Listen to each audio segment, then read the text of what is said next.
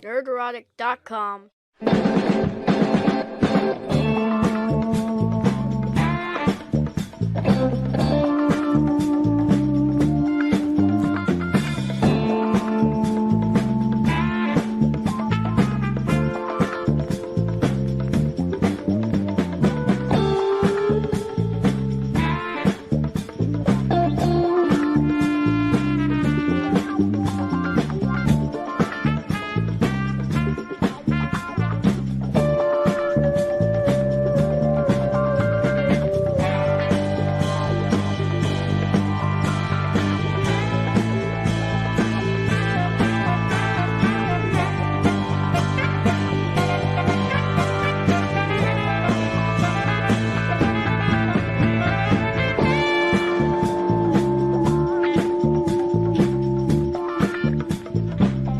Bump.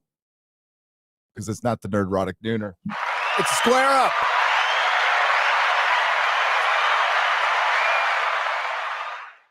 It's a Square Up. What's up, everybody? Let's get on camera here. Hello. Good evening, good afternoon, good morning, depending on where you are. As promised, Super Chat Square Up. Because I'm solo. I'm living like a bachelor. I'm sleeping on a mattress on the floor. This is the only room that's got any furniture in it. And quite frankly, I had the time. So let's do it. I spent most of the day trying to figure out what video I want to do next. I know, Picard. Picard's on the slate. I went and checked to see when Picard will be released, and it looks like it's February. So I've got some time, and thankfully I've got an editor. But I think there's a couple of things I want to do first. I got to do a California video for sure. I owe you guys that. And I'm kind of wavering on a couple of other ideas. I'll sleep on it and have my decision in the morning, and then you guys will find out. Hopefully you like it. Lots of nonsense going on tonight on Twitter. Well, okay, it's a day that ends in Y. But I think, as I've said before, a poser, a fraud, a tourist, an activist will always out themselves, even if they name themselves fangirl or say they cover pop culture, but they don't really cover pop culture. They cover other channels that cover pop culture, and then they don't like their opinions about that pop culture, but they don't really say what they like about the pop culture. I don't see any of those videos convincing me that Carol Danvers is not only the best character in the MCU, she is fit to lead it. Not seeing those videos. Not seeing the videos of how Shang-Chi was a cinematic masterpiece, or the Eternals, or Black Widow. I see a lot of excuses, but I don't see any convincing. And you want to know why? Because they don't really care. They don't really care. Envy is the elixir of failure. So, first off, I want to address the super chat that we got up before I started, because it's fantastic. This is fantastic to hear. Mr. Grant Gregory, $5 Australian. Amidst all the craziness that's going on in Australia, hail Gary, 9 days sober and feeling great. That is fantastic.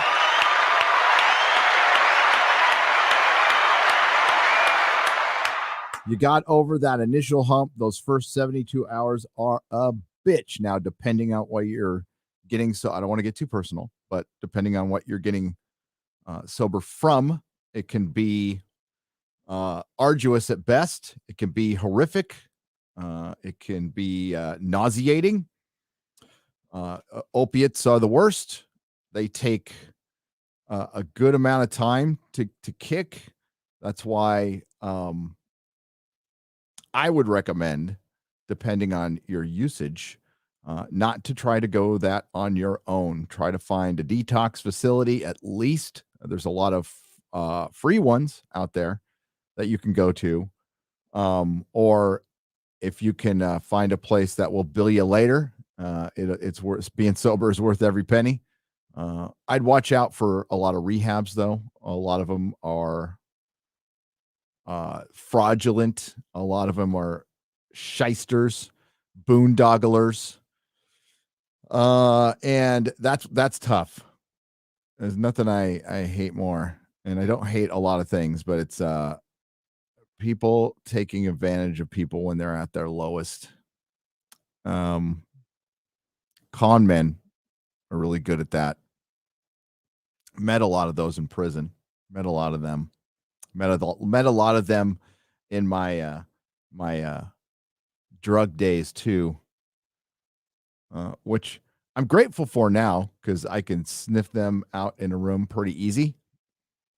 But that I'm very happy for you. I'm very happy for you. And one day at a time. That's the best thing. It sounds like a stupid phrase. But there's a lot of meaning in it once you really understand, because it took me forever to understand, what do you fucking mean one day? Of course we take every day, one day at a time. No, no, no. It's not future tripping. It's staying in the moment. If you got to fool yourself and go, okay, maybe I won't pick up this hour. Okay, I won't pick up this day. And you just worry about today and don't worry about tomorrow or anything else, or don't worry about anything else, because the one thing I have learned in sobriety, which was another thing that was very difficult to internalize, was sobriety comes first, comes before my kids, comes before my wife, comes before my job, comes before everything, because without sobriety, I don't have any of those. So good luck. I wish you all the luck in the world. Talk to people, surround yourself with good people. That one's tough too. Edit some people out of your life if you need to. I'm done with the unsolicited advice, but congratulations. Well done. You're very close to getting your, if you want to go to meetings, you can get your, you get your newcomer chip, and then you get your 30-day chip. I know some do 15-day chips too. And go collect those damn chips. I have one right here that I dug up. It got all I don't know what the term is for. What is all over the Statue of Liberty? Oxidated, right? So it got a little oxidated, and I tried to clean it off. But this is my 5-year chip coin, my little coin. So yeah, we're gonna do some squaring up. And thanks for look at all you beautiful people. There's Eric K. What's up, buddy? Never misses a show. Guy's amazing. Guy is amazing. Art Bell is here. I miss you, Art Bell. You don't know how much I miss you. I'm glad that you're in the chat from heaven.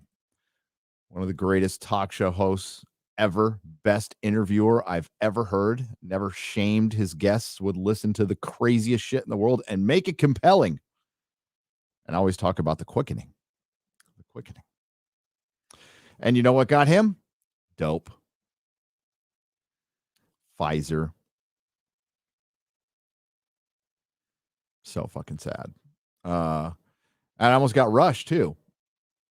God, I hated when people shamed him for that.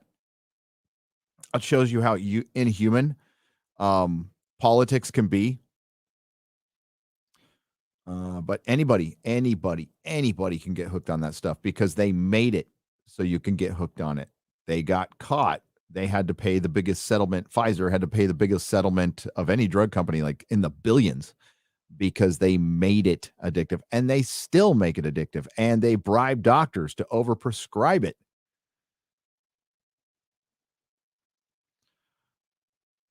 Shameful.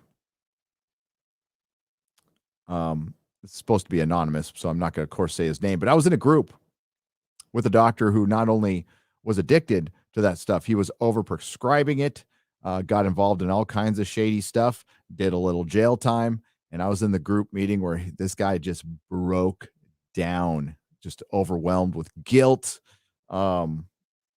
And it's good. That was good that he broke down, realized what he did, sought help, did his time. But it can get anybody, absolutely anybody. Yeah, all kinds of shenanigans going on Twitter, and I'm not going to bring up this person's name. Tried to take my channel down, so you could probably guess. But this is what that person does. I use it air quotes person does. They do things to get attention because the content they make doesn't bring them enough people. If you have people watching your video, that's awesome. Be grateful. If it's one, if it's two, if it's 1,000, be grateful. Get inspired. Don't be envious. Envy can I've been there. I've been there. That's why I can talk about it. It's like I'm not perfect. I've been there, and it twists you up. It poisons your soul. But yeah, this person has been what they say trolling, but it's a complete other thing. That's why it's best to starve them and just not. I was tempted. But I'm like, nope, because that's what they want. And the best thing to do with ankle biters is to starve them to death, because then they'll go crazy. And that's not what you guys don't come here to hear us talking about ankle biters. You don't come here to hear us talking about our channel all the time. You come here so we can talk about pop culture and other things going on in the world. And I understand that.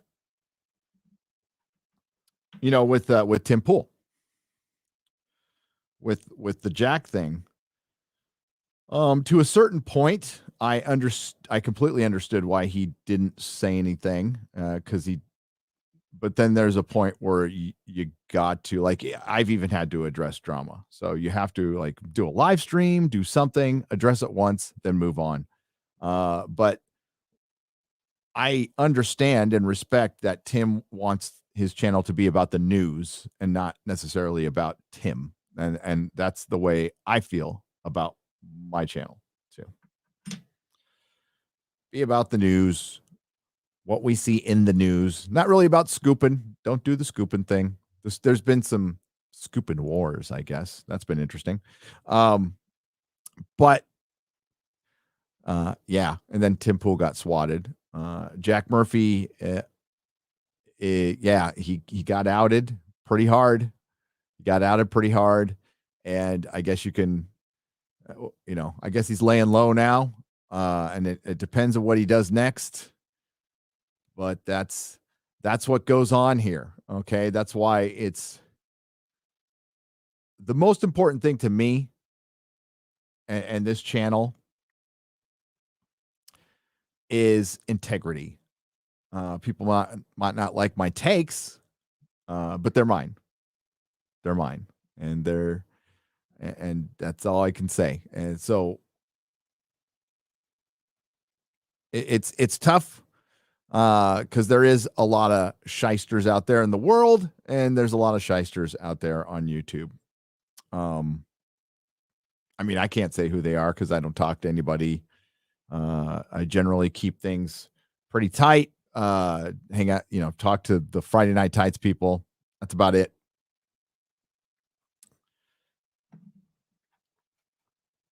And my family. All right, so let's get to some questions. Last night was a really fun show. Carrie Smith was on point all night. The chat. This is why it's very important for me for that chat to stay up. If something gets demonetized or I get a copyright claim, I'll try to fight it. But if I don't win, I'm not going to edit anything out because it'll take the chat out, which would, I think that's an integral part of our show. So I don't do it. Try to make you guys part of it. Cause sometimes you guys have your own show going on the side, which is great. And that makes it more interesting to go back and watch. For sure. But again, thanks everyone for being here. I appreciate it. Let's go. Boom, boom, boom. Right there. Also, a little later, I'll talk about The Expanse because I caught up on it. I might do if I have time, it'll probably be a little later after they air.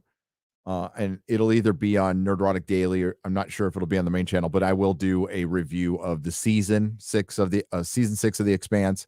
And God, what is it? Season 4 of Star Trek Discovery? I lost count. I think it's season 4. How did I get season 4? How? I think I know how. And we'll talk about that too. Raja for $3 says Lord of the Rings is the white whale to the woke. Oh my God. That is almost. I was thinking about that all day today when I was going back and forth. I'll eventually do a Lord of the Rings video. I was waiting for a trailer, but you are spot on, Raja. It is their holy grail. It is their white whale. And Captain Gahab is primed to thrust his rusty prick into her blubber. Cuck Murphy's not a fan. He just heard Moby Dick and came running. I got to read these as they're written, Susan. I do. Call me. Big Tex for $5. Boy, I tell you what.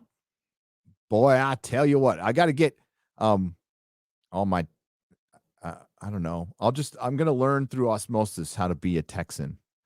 But I did talk about it last night. I will commit to not voting. I mean, I wouldn't vote like a Californian, but I will commit to not voting. But of course, when I do vote there, I will vote against any tax proposal of any kind. I will vote for anything that allows, that's pro free speech.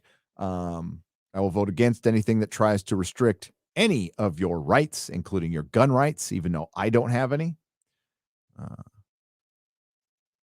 Yeah. So I won't vote like a Californian, basically.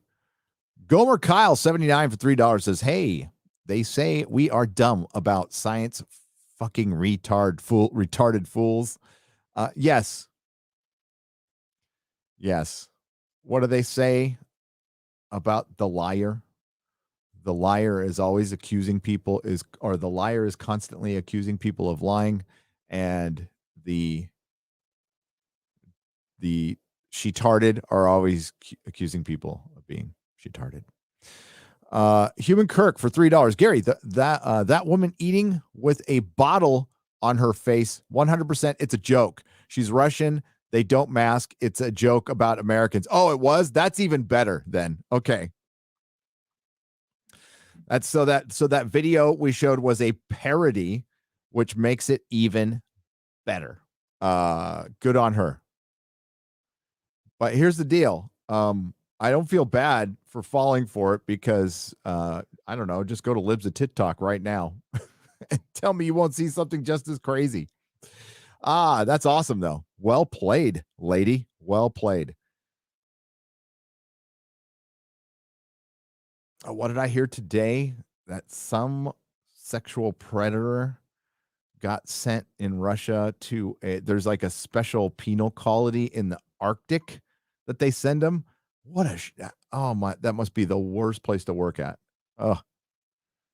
Southeastern Kaiju for $10. 10 for 10,000 hail. Thank you very much. That's right. We had 10,000 people yesterday. That was fantastic.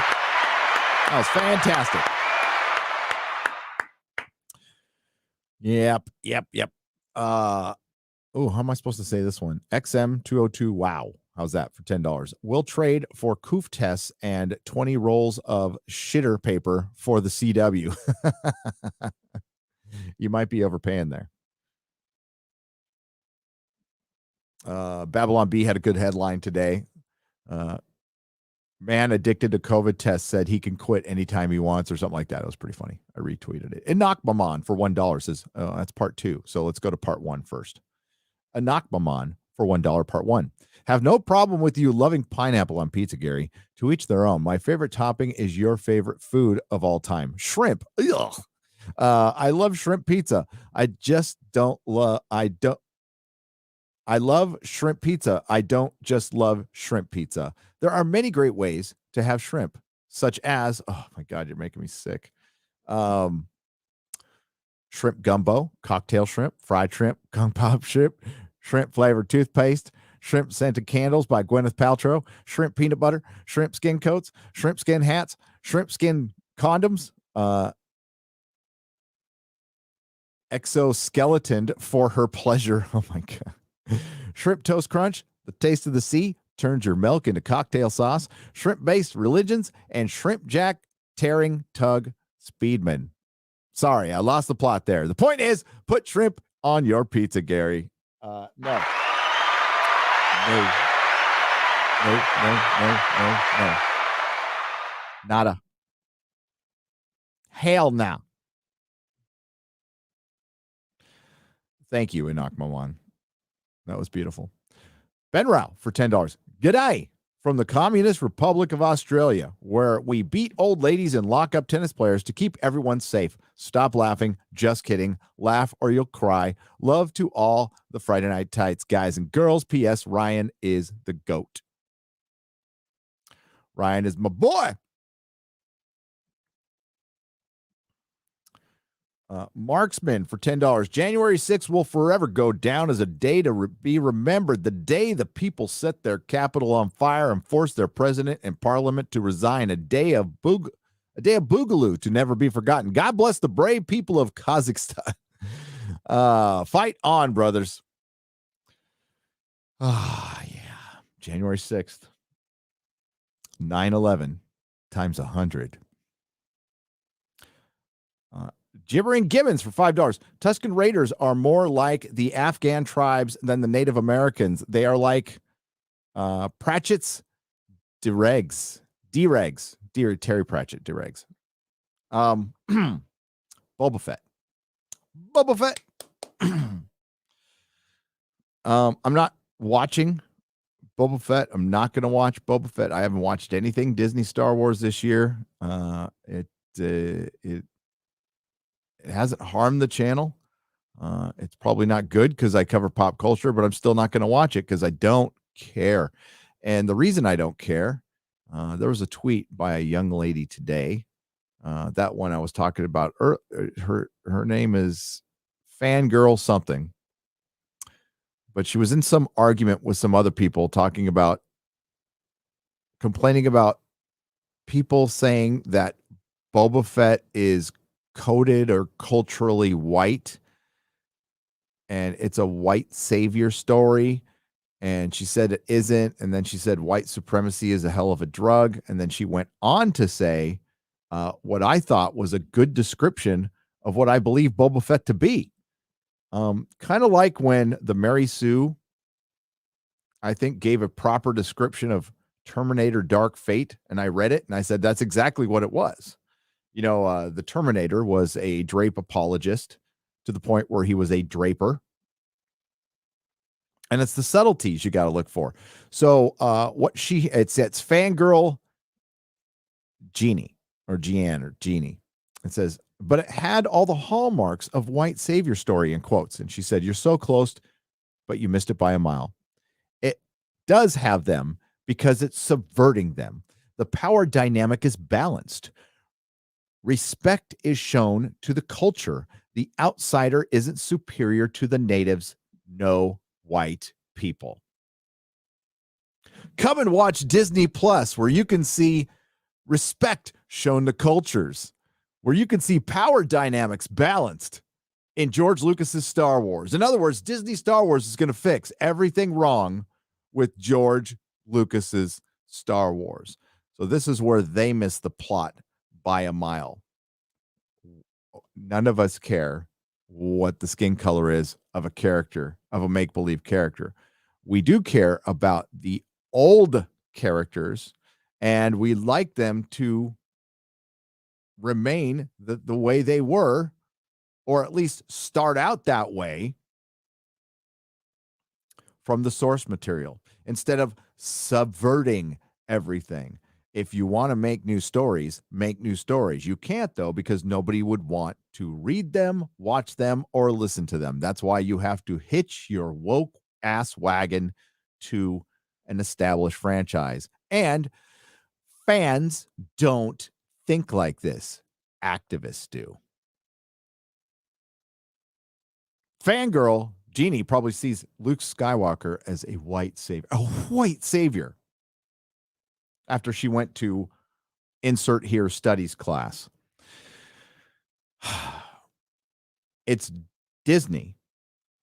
It's Warner Brothers. It's all of Hollywood that has introduced this element into fandom, the activist.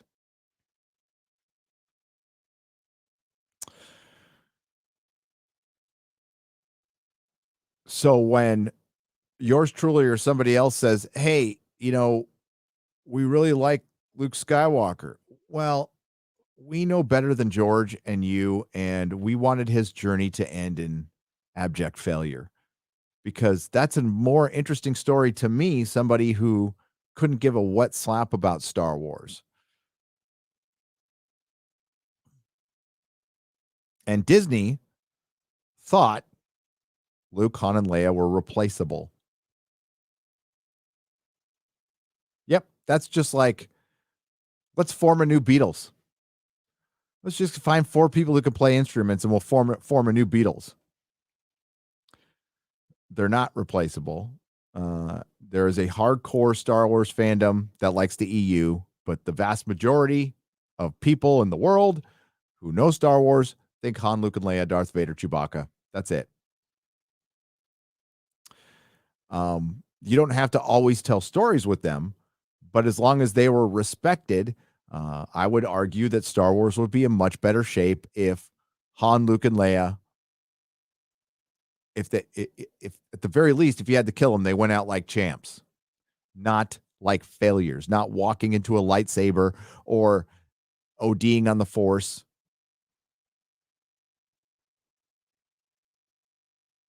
Or making a bunch of forced, horrible, out of character decisions so you can have a scene that supports the message.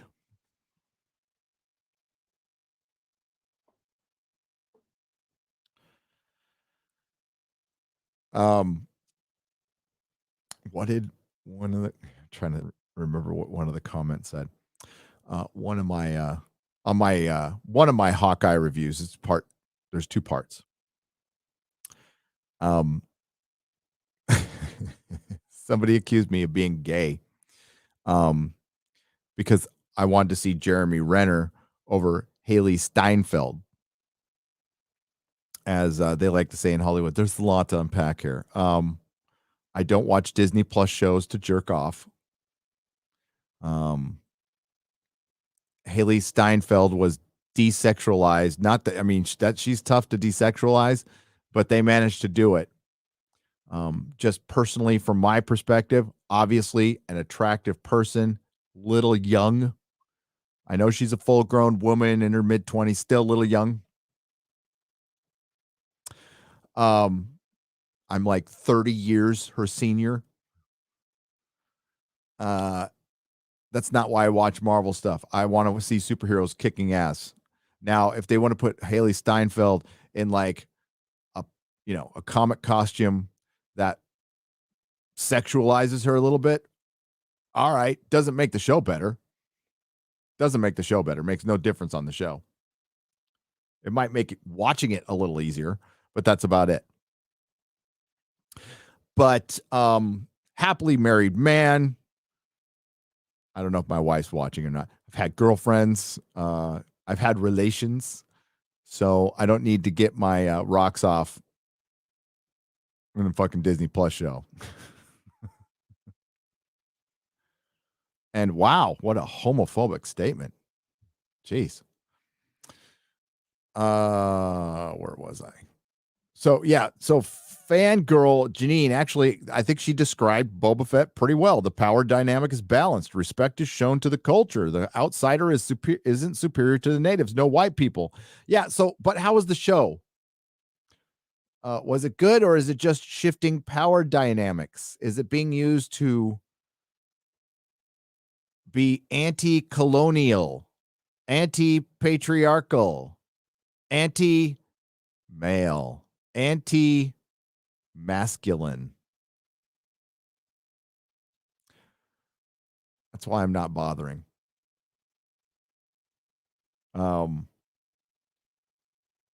There's a point. I was asked by WG last night, and it was a good question. It's like, why Star Wars over anything else?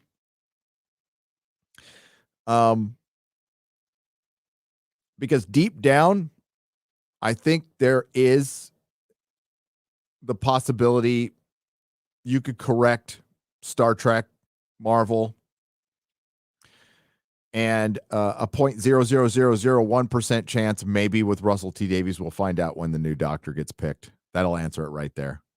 But I'm pretty close with Doctor Who too. Pretty close with Star Trek too.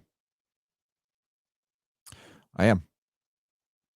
But I have no hope that Star Wars will turn things around at all. They've made it pretty clear this is their path. So they're going to mess around in the Filoni verse. It might not be as bad as the Disney trilogy.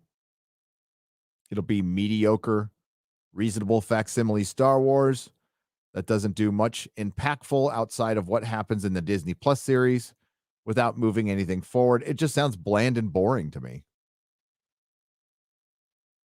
There's a point where, like, I'm not going to try to find excuses to like something that's clearly just mediocre or bad. I'll go review something else.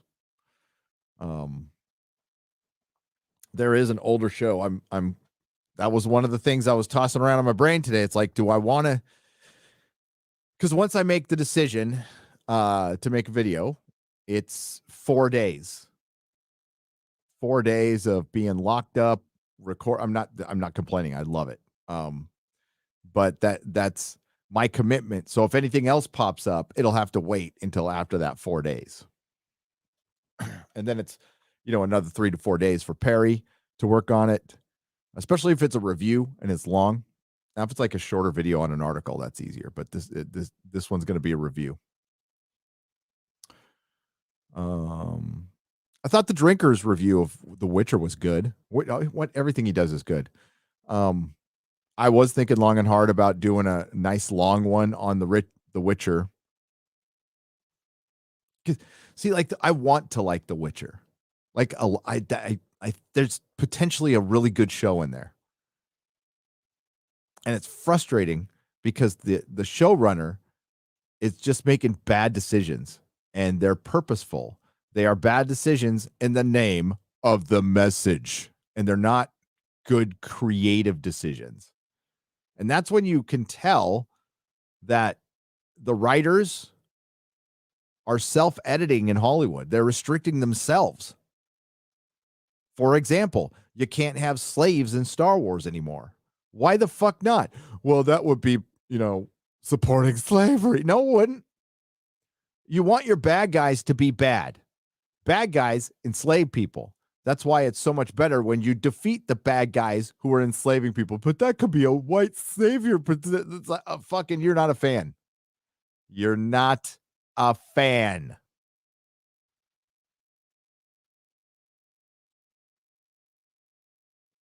You went to university, you took an insert here studies class, and you can't quite figure out why you don't like the things you used to like anymore, because you listened to an instructor and basically you're gullible with a little malleable mind.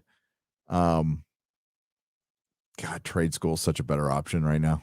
Really is.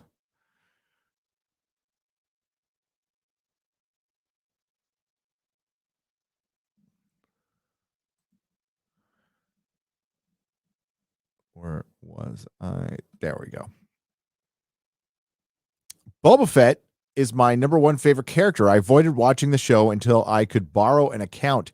It's a horrible portrayal of the character. I like the EU reference, but that doesn't save the show, says Space Monkey 0899 for $1. That's everything I'm hearing. And I just, there's 2 hours I would rather spend watching Cobra Kai because I haven't finished that, or working on my Picard review, or sleeping, or dusting my action figures, or packing them up. That's what I should be doing. Paying taxes, clipping my nails, like anything. Phoenix Tangent for $20. Hail, Friday Night Tights. Kai, my baby boy, is turning 2 tomorrow. Can I get a badly sung happy birthday for my boy? I will, Phoenix, I'm sorry. I missed that. We will, I will mark that. And we will do it next week. Is that cool? Or we could do it on Real BBC. Well, I'll do it on Friday Night Tights. We'll do it next week. We'll have to do it later in the show, though, because we really do lose viewers when we sing. Maka for $5. January 6th, a day of infamy because it's my birthday. Oh, my God. A lot of people had a birthday. Happy birthday, Maka. Sour Cream Citizen for $5. I know you have answered this before, but what mic do you suggest for videos? A friend of mine is putting his fantasy world that he has been making for 15 years on YouTube and needs a good mic, and I want to surprise him. Okay, this is Electro Voice. It is an Electro Voice, and if you Google search or DuckDuckGo search Nerdrotic Amazon, you'll get my Amazon page. You don't have to click through it. It's just all my it's a place that it's an aggregate for all of my recommendations that Mrs. Nerdrotic put together, and you can find it there. I would recommend getting it at B&H, bnh.com. They should have one because they might give you a little kit that it includes this and some cords. You're also going to need what is it? The cloud amplifier or a soundboard. It depends on what your budget is. I'd recommend a soundboard, but the little cloud amplifier will work, and you might even need a USB, XLR USB connection. But this, a lot of people like the Shure mics. I think this one's equal to the Shure. They're pretty much the same price. I like this one. But good luck with that. Thank you very much, Sour Cream Citizen. The importance of a good mic. It's more important than a camera. Now, I don't think you need to blow, like this is like $400 mic. There's other ones out there. The Rodecaster is $100. That one's pretty good too. That one is pretty good too. But make sure you get on that thing. You got to get on the mic like this, because the way these things are made, they're made to drown out all the other sound. Like I could hit something, you could barely hear it. If I move this away, you can start barely hearing my voice at all. You don't get any of that room noise. So that's why when I see my friends, and I made this mistake too, so their mic is like way over here. They're doing a live stream. And you're like, get on that mic. And I learned that from Art Bell. Art Bell used to be like, I'm on this mic like this. The quickening.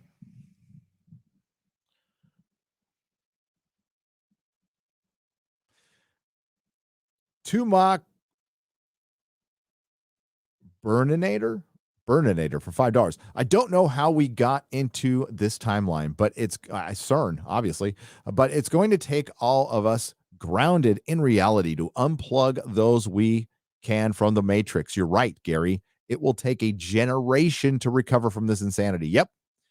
A couple of years ago, I thought it would take a few years. It's going to take a generation. And I mean, if you're going to get into this culture war, the culture war that people still deny,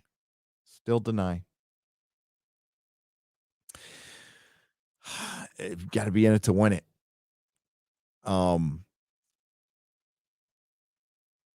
And that's why I strongly encourage people to get a mic and jump on this platform and just go and do it because, well, for one, it's a way to get your voice out there.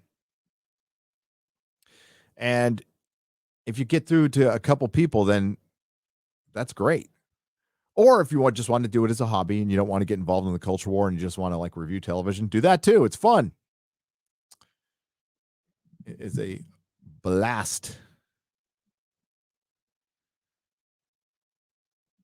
Chicago box for $10. Hail Friday Night Tides. Happy New Year to the fellowship. First time using Streamlabs. I'm trying to make sure that the money goes to you all, not Google. I'm thankful for all you keeping me sane for years now. Good luck in Texas, Gary. I'm trying to escape Chicago. Good luck to you. Be safe. Thank you for the $10, and I can't wait to get Texas. And I appreciate that. The money goes to directly fund the show first.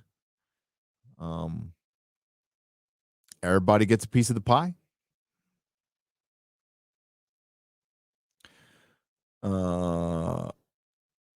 Nicola for $1. Hey guys, what do you think of this wonderful script for a possible JJ and Rian Johnson Harry Potter saga? Oh my God, I can't, Nicola, I can't read a script. But I'll take a look at it later. Thank you.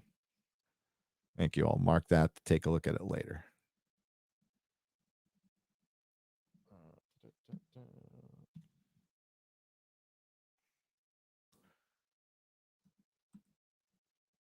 All right, now let's check on you guys real quick. We got Waylon Jenkins. Thank you for the $1.99 super sticker from New Zealand. Thank you for the Hobbit, that Middle Earth money. That Middle Earth money. God, I wish I was in Middle Earth right now. I think that's what I'll do. I'll listen to some BBC radio drama as I doze off tonight. Thank you for the super sticker. I appreciate it. Let's get back up here. There we go. Says Nura for $4.99. Hollywood really, and thank you, Nura. Hollywood really sucks at casting lately, especially women. Like 80% of them are mid what? Are mid. I feel like we missed something there. But Hollywood's had a tough time writing women of late because they're all written the same. Strong, capable, no personality, no flaws. And, I'll say again, what I'm looking for in my entertainment is equality, egalitarian type of storytelling, not denigrating the male characters to uplift hollow and vapid female characters, which we're seeing over and over again because Hollywood generally is a simpleton. It's a giant simpleton. They always manage to read the tea leaves wrong. I mean, we see what's going on with Warner Brothers. I mean, there's one rumor that from Grace Randolph that they're gonna get rid of Cavill and Ben Affleck. That seems to be Affleck. That seems to be corroborated by Ben's interview. And I know a lot of Snyder Cut fans are waiting for the new regime to come in, and things could certainly change. And I hope they do. I really hope they do. But as it stands right now, it looks like it's over. Because the people who are in power for now, like the Ann Sarnoffs of the world, just don't like that shit. I think Warner Brothers would be way better off without the Ann Sarnoffs of the world. Walter Hamada, who I haven't been that hard on lately, but I think he definitely has to go as well. And Toby Emmerich, who is a fucking terrible CEO. So, but that's for personal reasons. He fucked over a friend of mine in real life. He did. So I fucking hate that motherfucker. I hate him. I strongly dislike him. And he's proof that backstabbing sons of bitches, just that's what you need to do to get somewhere in that town. Those are the kind of people who rise up to the top. Not good folks, not honest folks, not people with integrity. That'll get you fucking nowhere in Hollywood. That's got to change. That's the one thing that nobody addresses there. There's a certain type of person that succeeds there. I was never going to be that person. I figured that out real quick. I'm like, oh, I am not made for this town. Just not.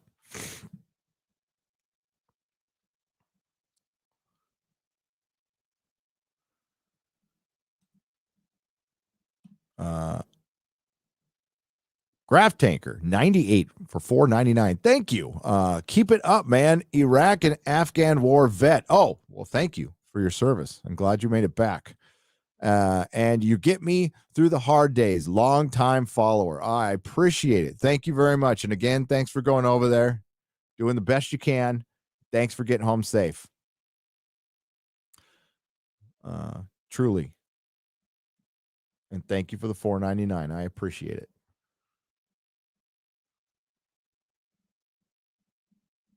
Scrolling up a little bit. Here we go. A. Buchanan gave up opiates, alcoholism. That is tough. Credit to you. It was hard giving up the booze back in March, but I did it. Teaching myself CGI animation, even with learning disabilities. Excellent. Hey, I get past my they're minor disabilities as well. And I have found that when you're passionate about something, those disabilities aren't that disabling. But that's for me. I can't speak for anybody else. And I don't know if it's a disability or not. There was a lot of things ADHD was labeled as when we were kids. Hyperactivity. Remember that one? Kid suffers from hyperactivity.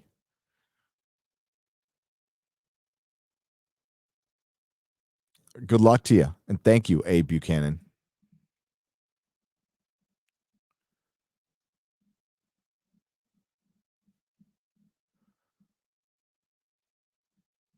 And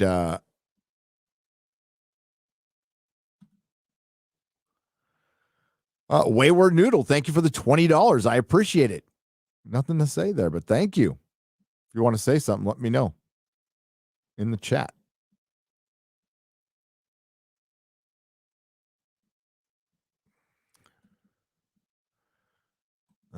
What do we got here? I got that one already. All right, so we're going to go back there. Let's see. To the new comments. Slosher for 10 Canadian pesos. I haven't read Lord of the Rings in years. Was thinking of buying the new deluxe hardcover for it's $125, but it's sweet. Oh, it's sweet. Was wondering how much of a book collector you are. And if you are, have you spent a lot on certain books? Yes, I am a book collector of certain books. I have first printings of all the a Song of Ice and Fire books, including the ones from the UK. I have all the first printings from the US and the UK. I have first printing Harry Potter books. I don't have that first one, but I have like third edition of that one. Still, it runs like 10 grand. I bought it years ago. But it's and Lord of the Rings books, like I'll never get a first fucking print of that. But I have some early paperbacks from the 60s. I have some, like fourth and fifth prints from the 50s. And I have Folio Society makes these fucking brilliant books. Illustrated Song of Ice and Fire books that I got before I got pissed at George. Yeah.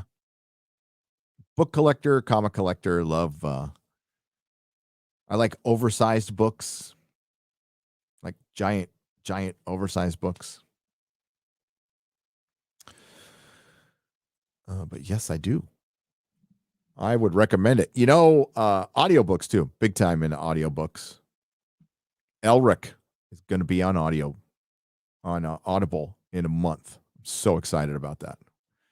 They have Conan books on Audible. Some good ones. Robert E. Howard stuff. Beep bop boop for $4.49 says Gary.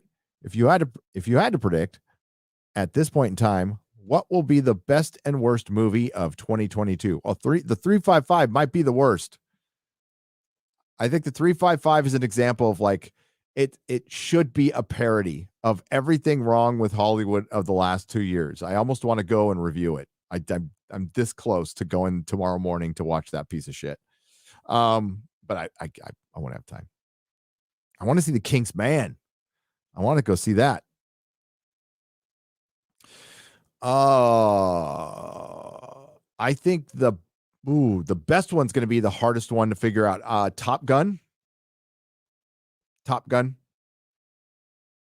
I think that might be my favorite. If it isn't woke, the cinematography looks fucking amazing. Like that looks like a fun movie. So I didn't think I'd be saying that about a Tom Cruise flick, but like the thing I should be looking forward to the most is the Lord of the Rings series. That's it.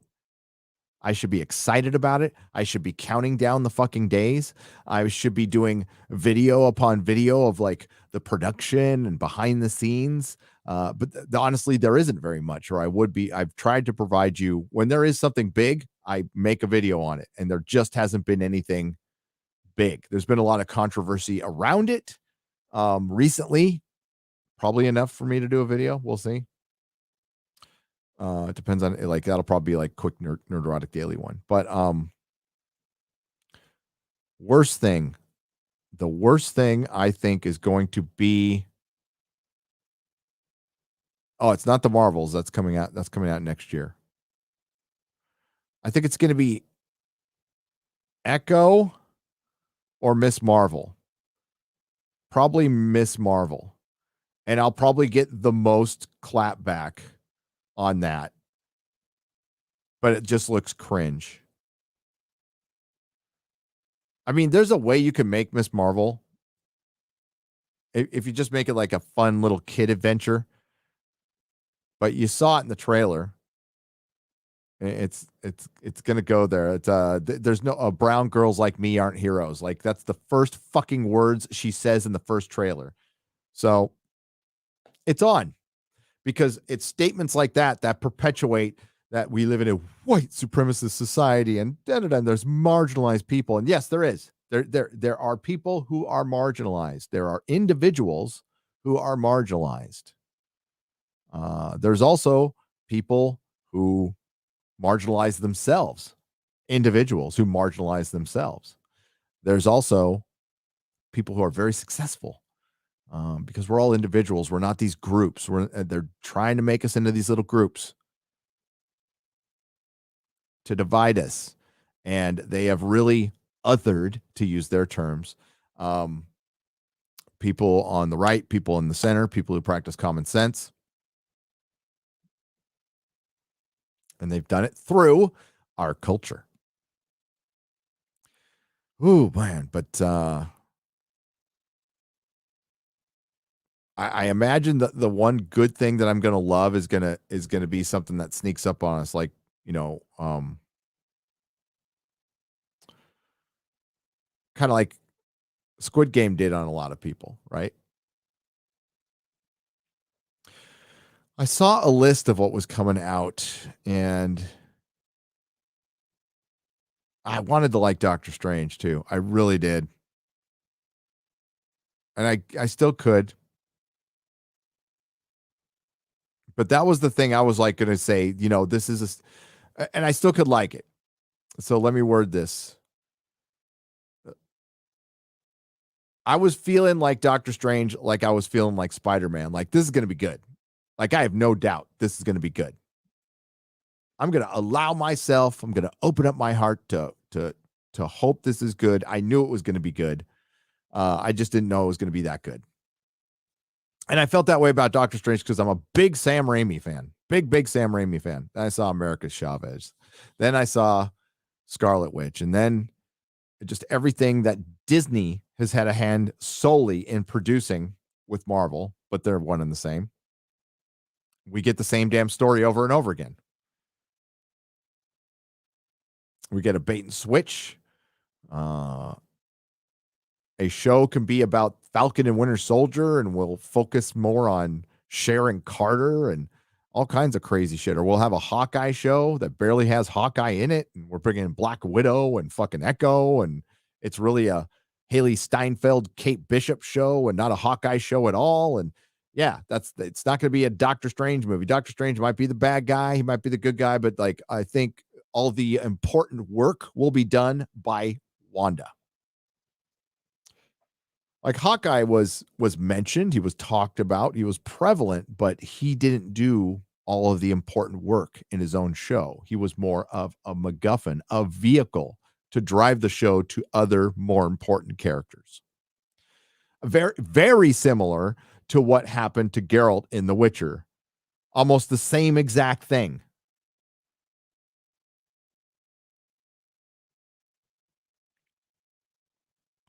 And this is where this is the one rare, well, not rare occurrence I'll disagree with the drinker. I think I like the storytelling in season 1 more than I like it in season 2. The linear storytelling was boring as fuck. I had no problem, I'm not saying I'm smart. It took me a minute to figure out what was going on. It did, but once I did, I was like, all right, I'm cool with it. I was fine, and watching it again, I was fine with it. In retrospect, it looked like it was a gimmick because their linear storytelling had a lot to be desired. So maybe it was just a gimmick. I don't know, man.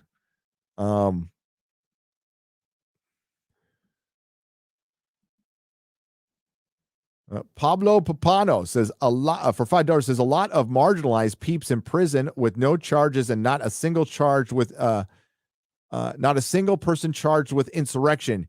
You're related to horror FX guy. Am I related to horror FX guy John Buechler? No, because I believe his is spelled BEU, mine is spelled BUE. There was a director, Carl Buechler, and I think it's Buechler. Not related, not that I know of anyway. Not that I know of. I'm not related to Judd Buechler either, the basketball player. Although I played against him in junior high. I did, but I'm not related to him. He played for the Arizona Suns for a while back in the 90s.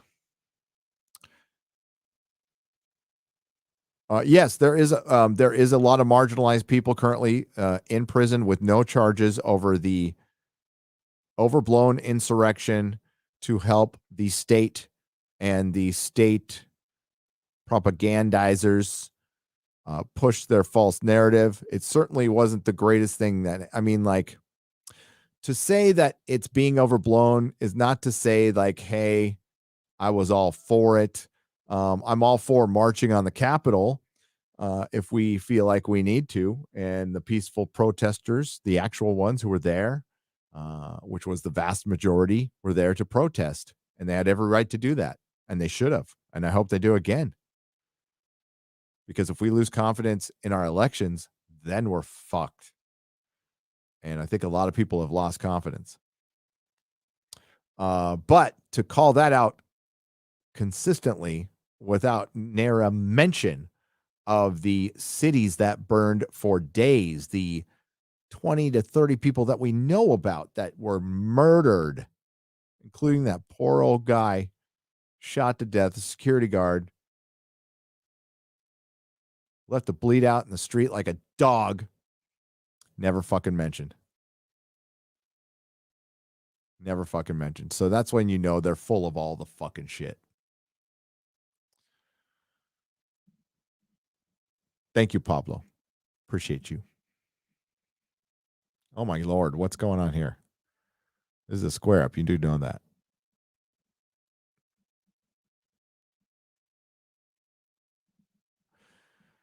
Hey, Gary, seeing if you checked in on Yellowstone yet. If so, what did you think? Rob, the plumber. Hey, Roberto, I did not. I fell asleep last night. I conked out. Thank you. I'm going to check out on it. I'll tell you what, before I go to bed tonight, I'll watch an episode. We're still going to be here for a while, obviously. But I'll watch an episode before I go to bed. Everybody's been recommending it. So I guess it's time. Thank you, Robert.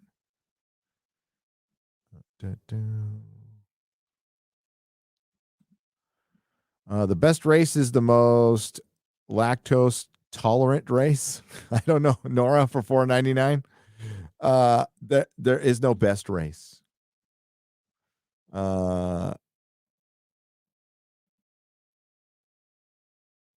you're in a race, then you want to win. Buford T. Justice for $30. Gary, you're not packing fast enough. Get the hell out of that commie state as fast as you can. We will win. Yes, we will. I have to wait. I would be gone already if we're having a ton of work done on the house. So I got to wait for the work to be done. We're rewiring stuff. My brother-in-law, who is brilliant, Uncle JT, to my kids, John Travis. That's right. My brother-in-law's name is John Travis. He works on boat. Well, I got to say it like somebody from Wisconsin. He works on boats. It's a 2-syllable word to people in Wisconsin. But like he's been at the house just putting in outlets, replacing fixtures, replacing ceiling fans, knocking out walls, doing all kinds of shit. We have workmen there working in the kitchen, working in the bathroom, working in the media room, working in the studio. So there's saws and drills. I think Melissa put up on my Instagram stories today all the fucking noise that's going on in the house. So that's why I'm not there. But I'll get Buford. I will get out of dude. I'm itching to get out of here. I am. Thank you. Oh my God. I don't want to mispronounce your name. Zio Ormir for $100. Thank you. You do so much for the culture war. I thank you for your work. I'm currently trying to find a job and relocate out of California. Keep on keeping on, and good luck to you. Good luck to you. Thank you so much. I appreciate it. I guess depending on what you do, there are a ton of jobs out there. But I think what happened is the market got flooded. So now there's a ton of applicants because I guess a lot of unemployment has dried up. What's weird, what happened recently locally is like Starbucks, occasionally I will go to Starbucks or Pete's, and I will use my app and I will get my cup of coffee, and all the Starbucks, all the Pete's are closing at noon because they don't have enough people. And I don't mean just one or two, fucking all of them. Like the closest coffee shop to me that was open till 4 p.m. was down in San Diego, 30 miles away. It's like, what the fuck's going on? Well, they don't have enough people to do it. I don't know what you're doing, but good luck. Good luck in your job. I hope you find what you like, something that you have fun at. All right, let's get back to. We're gonna get back to the square up here.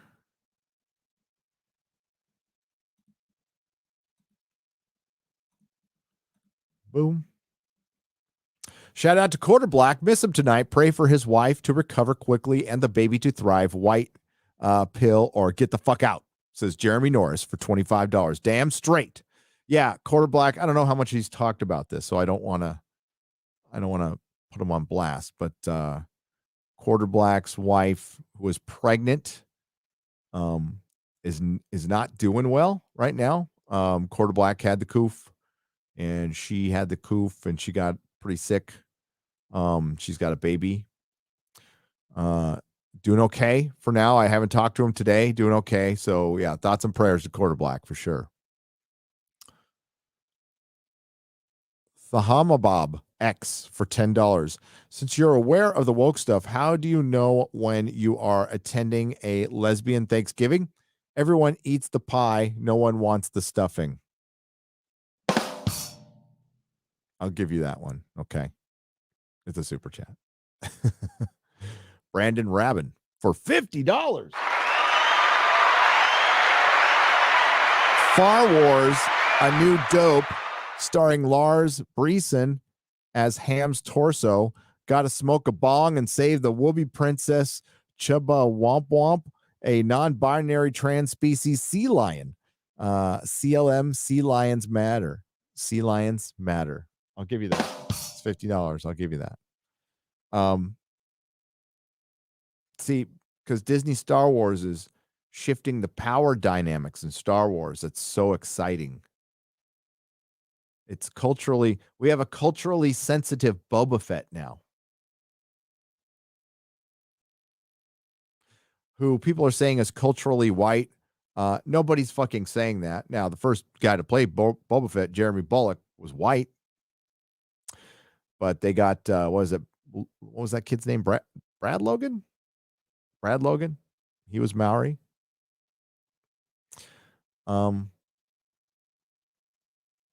But my Boba Fett's the one from the original trilogy who didn't do very much. Our imagination did much better with him. But he was a bad guy. He was a ruthless bounty hunter. And now he's culturally sensitive, nice guy. And that's about as compelling as a beige wall, which you see a lot of in Star Wars these days because every fucking show is on Tatooine. Ryan made a good fucking point last night. It's just boring. It's not even bad enough to cover. Because, like, at least when something's like horrifically bad, we can like laugh at that shit. Like, this one is just like, oh, it's predictable. Oh, there's a tribe of Tusken Raiders. He's gonna be nice to them. They're gonna cook food together and make necklaces and be culturally sensitive. And that is a script written by a women's studies course professor, air quotes.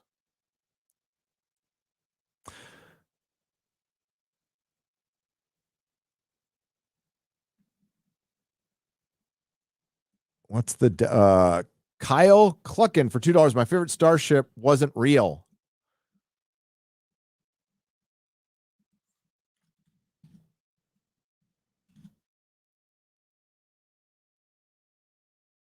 Wasn't real. You're trying to say it was real?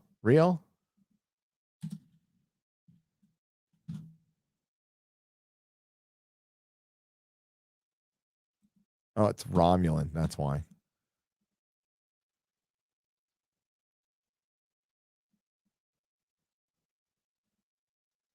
Oh, that's pretty badass.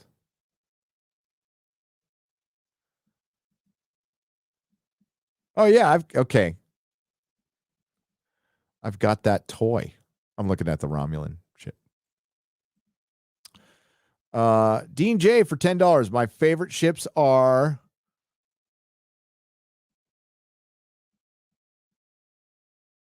Lugrahulks of the Munificent. I gotta hang on. I'm gonna show pictures. I should show pictures. This is when we were doing our favorite ships.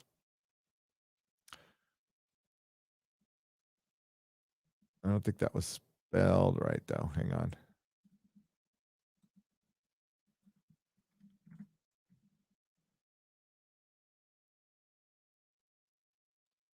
Yeah, I'm not seeing anything. Moving on. Thank you, Dean J. Why do Americans think we don't brush our teeth? LOL. Dan C for £5 British. Oh, I don't know.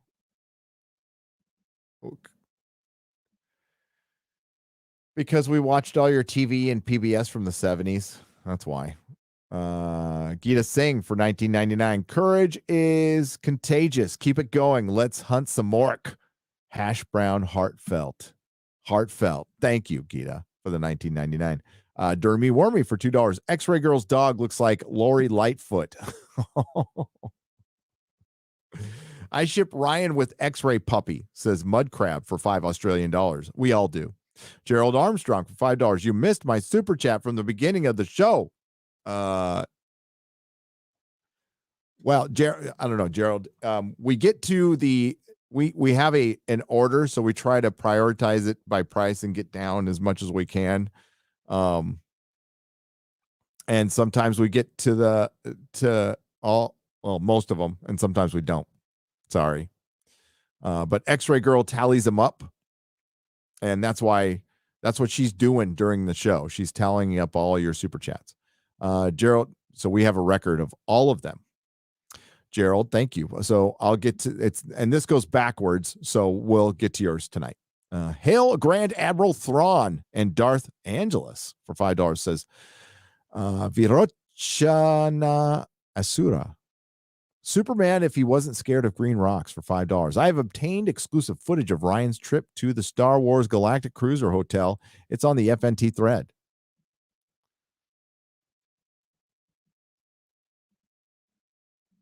Oh boy, I'm not going to find that tonight. Hopefully I retweeted it.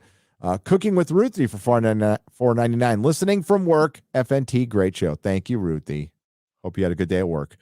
M Tax Shark for $5. Another amazing Friday Night Tights. Thanks and hail. Hail to you, M Tax Shark. Opinionated Junkie for $2 says, Georgia, on the other hand, might turn blue. They're trying. I think Georgia might end up like Florida, which will go back and forth. Just like Texas will go back and forth. But back and forth is still better than no fucking hope at all, because it's a one-party state and has been for decades, California, where there is no opposing voice anywhere.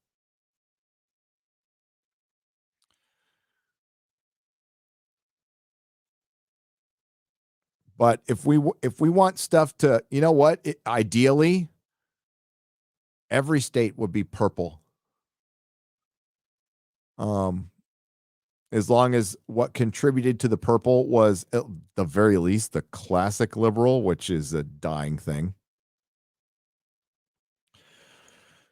So I don't know. I keep hearing these fucking tossers, man. God, I can't say his name, but it was one of the motherfuckers who was detractors, and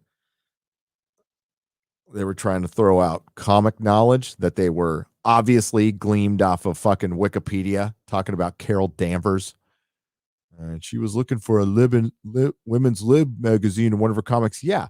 That doesn't make it progressive. Marvel Comics was always progressive. It wasn't always progressive.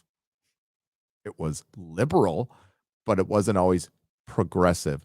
Big fucking difference.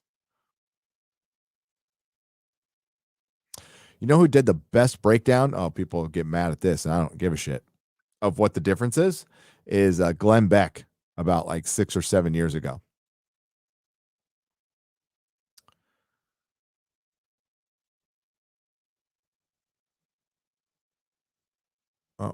New to nerd. I mean, if you want to look at the roots of progressive, y'all know Woodrow Wilson, Roosevelt, early 1900s, all that shit. Busted Knuckle for $10. New to Nerdrotic, but not heel versus babyface. Really appreciate y'all. The Cali plates is in Amarillo have been much better drivers. They're much better drivers than locals. P.S. 1883 was filmed in this area. Check it out. Knuckle the Plumber. All right. I'm getting rid of my California plates as soon as possible, because I don't want my car egged. Winky Wanky Woo, thank you for the $1.49. Proper British money. Hunter Collier, hail Friday Night Tights, long time listener, first time super chat, and I just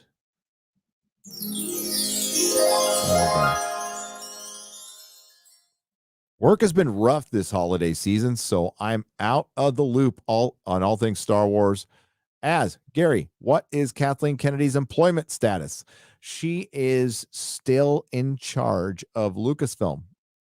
There is yet to be confirmation of her contract extension, but considering that it's January 20 in the year 2022, and she is still the president of Lucasfilm, I'm going to guess that it was extended. because in the original article from 2018, it said Kathleen Kennedy extended for 3 years through the year 2021, which meant her contract was actually up on the 31st of December. And she's still there. More importantly, Pablo Hidalgo is still there. The story group is still there. And they are instrumental in plotting things like Boba Fett. The story group doesn't sit out Boba Fett. They plot it. They have something to do with it. It's written by Favreau and others, but they have influence because they are Kathleen Kennedy's story group.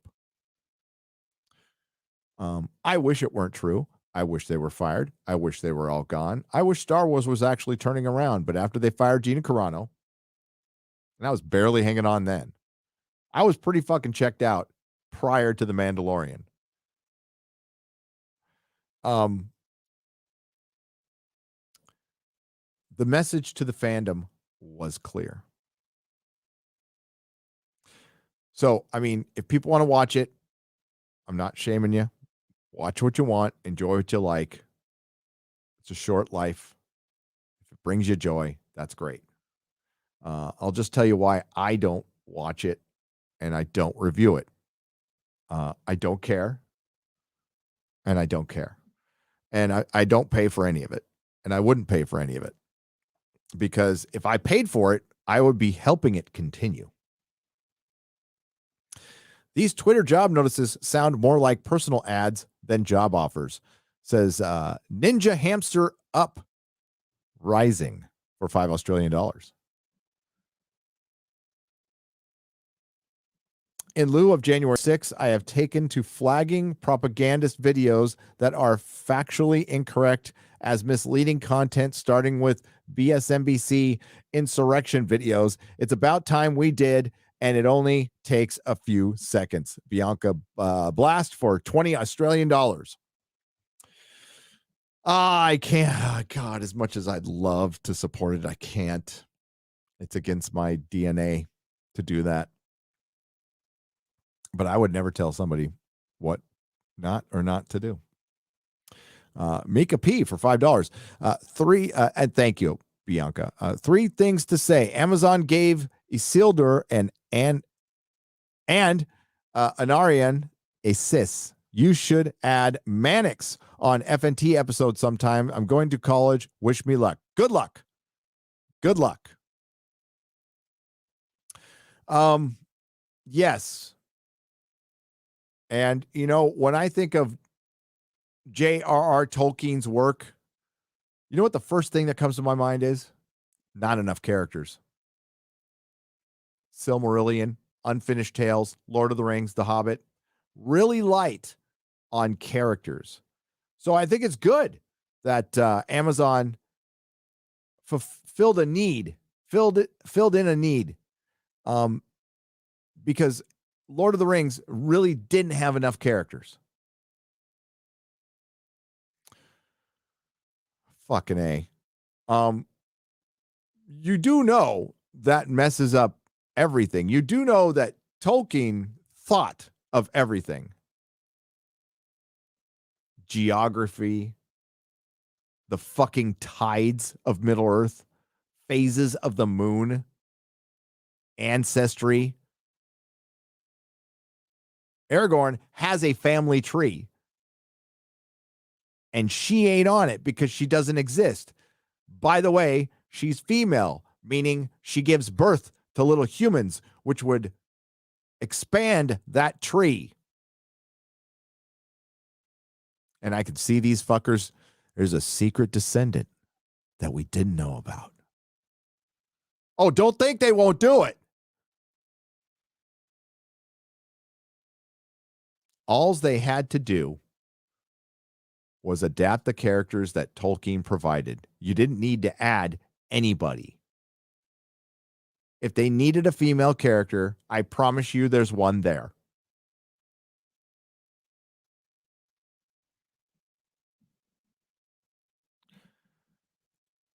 Lucia Crouch for $4.99. Stay awesome. You stay awesome.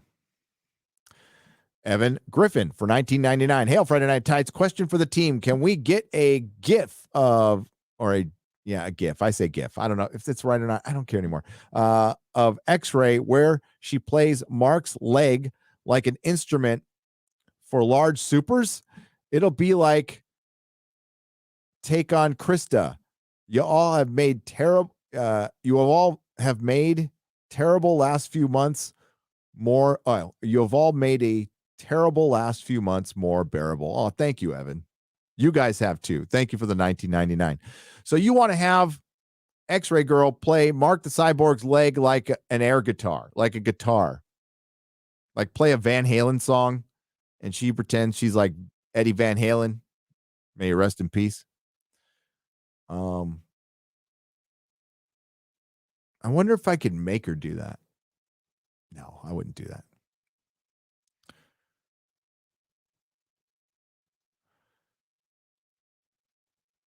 That's just sick enough to work for Friday Night Tights. Esoterica Unbound for $5. Are any of you other than Gary even old enough to have a sex tape? My newest VCR is nearly quarter of a century old. I mean, everybody else besides me. Jeremy's not a young pup. He's 40. Ryan's a young pup. Quarter Black's a young pup. Comics Division's, he's old like me. Odin's young. Chrissy is young. X-Ray Girl's very young. So yeah, some of us do. Sending prayers to Quarter Black Garrett and his family, the Craig Lee Lawrence experience for $2. Thank you. I will pass them on. Lloyd Buckley for £2 British. My fandoms are dead due to wokeness. They are, Lloyd. They're not fun places to be right now. That's why you come over to Friday Night Tights, where we try to, have a little fun with it. That's what we try to do. I don't support censorship. Everyone can say what they want. The recent comments about the rosary are too much for me. I had to step away for a while, says Jack Bauer for $5. I totally understand. I totally understand. And I appreciate that, Jack. I really do. I appreciate like, hey, I'm going to put this one down, but you come back. Good on you, mate. Thank you. Yeah, not jokes are going to be for like I feel the same way. Here's the deal. I fully believe in freedom of speech and freedom of expression. That gets tested with things like cuties, right? So what are my principles when it comes to that? Well, they are not changed. They are not changed at all. Just because you have an impulse doesn't mean you act on it. I don't want the government legislating that from people because it can be too dangerous. So, of course, you have people who will push the boundaries. It's my hope that we evolve enough to where we as humans learn how to practice restraint. Pushing boundaries is easy. It's fucking easy. You know what's hard? Restraint. That was brought up on Twitter with a lot of, again, I don't want to get into it, but somebody was showing sympathy to Fredo's.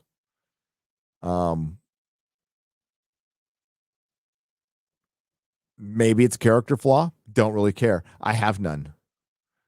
And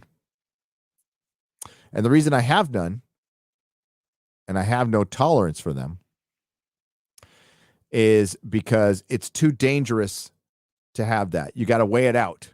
And this is one of those impossibly tough decisions. Sure, you'd love to cure them. But the whole debate going down was, these people will always have the impulses. Well, not they will always have the impulses. But if they don't act on them, it's okay. Well, it's okay until they act on them. And we can't risk having multiple children harmed to try to save this one person. Needs of the many outweigh the needs of the few, or the one in this case. So good luck next time around. Sorry. Not sorry. But you got to weigh, maybe we get through to this guy, but we risk this guy or gal damaging 5, 10, 20 children for the rest of their lives. Irreversible damage in some cases.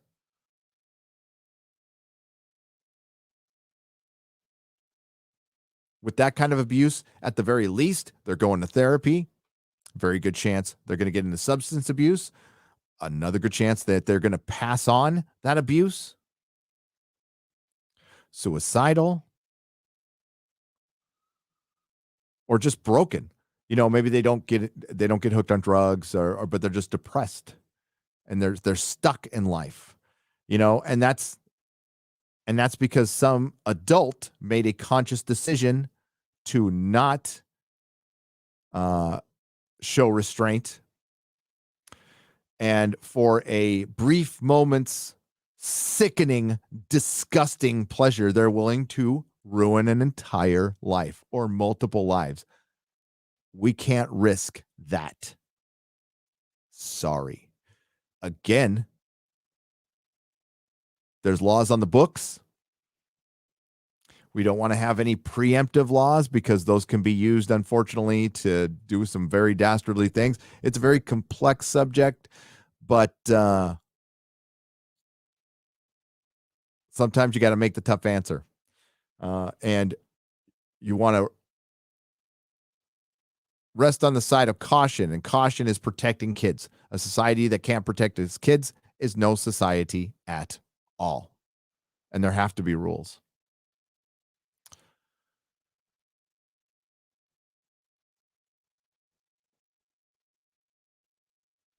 Tell you what, I'm an addict. So it's in my DNA to wake up and want to get high or want to fix my problems with a substance. Anytime I have a bad feeling, it's in my nature to want to cover that up with booze or a dope or anything.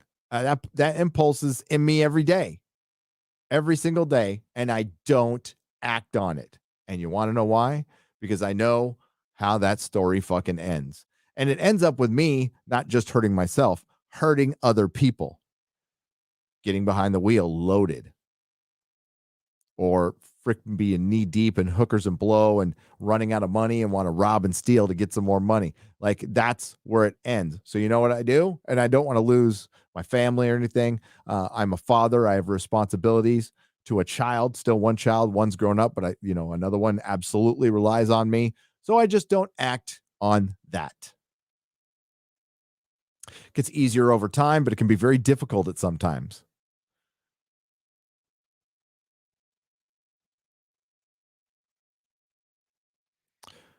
Lloyd Buckley, thank you for the super chat. I appreciate it. And Jack Bauer, you as well. Input latency for $4.99. Chrissy, you just earned yourself an extra decade in purgatory for that rosary comment. Yeah. I don't know if I'm glad Father Christopher Miller wasn't here to hear that. That's all I'm saying. The Common Nerd for $19.99. Hail to the fellowship. Gary, you and the rest of the Friday Night Tights crew have inspired me to move beyond just talking about news and create my own pop culture nerd channel. Thanks. Oh, excellent. The Common Nerd. I like that. Thanks. I bet you can't get me to 10 subs before the stream ends. Well, hopefully I can with this one. So the Common Nerd. Let's see if I can find that. And subs before the stream ends. There's me.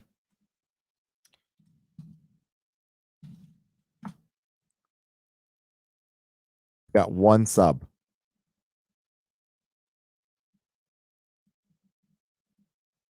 Looks like he's got 2 videos, one from 2 days ago. J.K. Rowling canceled again. Stop messing with Superman. Yeah, it's somebody just starting their channel. Let's go. When did they start it? January 4th, 2022. Hey, somebody, if you guys want to do a kindness.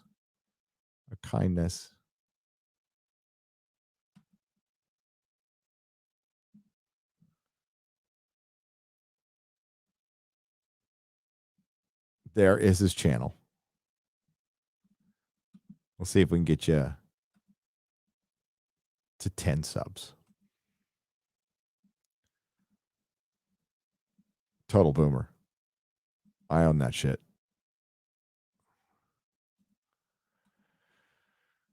Cool video 101 for $10. Who peers into the hearts of men and the undergarments of women? Peeping Tom this week. Tom and Sydney, a.k.a. the superheroine Aussie Lass, fight against Jack Murphy, the villain known as the King Cuck. The Mollusk for $4 says, hail closet doors and laughable insecurities. Hail. Dylan Biggs for $5. Did Ryan just retcon himself? Yeah, maybe he did. You weren't giving Murphy money, by the way. Do you care? You weren't scammed. You didn't even know the guy before the stupid scandal. Benjamin Beltran for $50 Argentinian dollars. I don't know. So you weren't giving Murphy money. Why the fuck do you care? You weren't scammed. You didn't even know the guy before the stupid scandal. Fuck him too. Yeah, I think we covered this one last night, but I mean, we talk about events on the internet. That's what we do. When it comes to, and I'll talk about just about anything on a live stream, but you know, I'm not going to judge other people. Like the Jeremys made videos on it. They informed a lot of people. I didn't. Ryan didn't. A lot of people didn't. I'm not going to go there with a video, and believe me, a video gets out to a lot more people than a live stream does. But I'm certainly going to talk about it because I knew that was one of the biggest subjects around here. And he got caught. Like, that's why you got to be real with your audience. And that's what we care about. Like, you know, Ryan echoed how we all feel on Friday Night Tights. We feel it's very, very important. I mean, it's crazy that we have to say this out loud, but we do. It's very important to be honest with you guys. We're all hyper aware why you are here. It ain't for production value. You're here for the same reason I'm sub to Geeks and Gamers and to other channels. It's like, this is just a guy in a room who's entertaining, knowledgeable, has good takes. No, he's not a shill.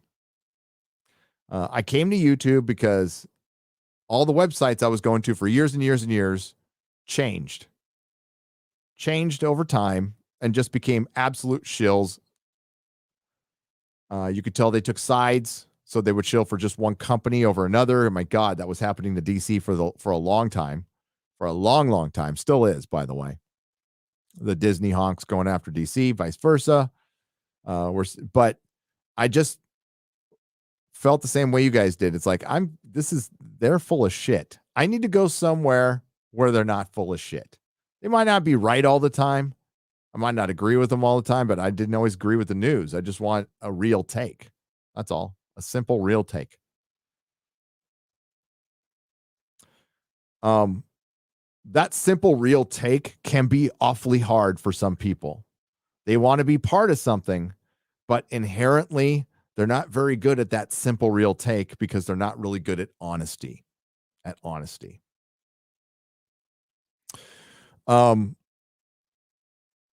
Each of us on Friday Night Tights goes about things differently on our own respective channels. We come together pretty good, I think, on Friday Night Tights.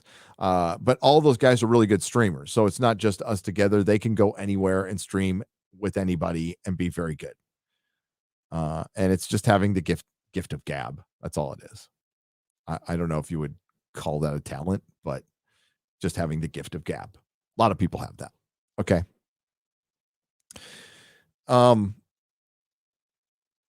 But it's very difficult for some people, and Jack wasn't being honest with the audience. I mean, is it necessarily like our business? No, but we cover stuff. Like if people found freaking porn of me, believe me, people would be talking about it. If they found it of Jeremy or anybody else, everybody would be talking about it. People who would normally wouldn't talk about it. It's just the subject at hand.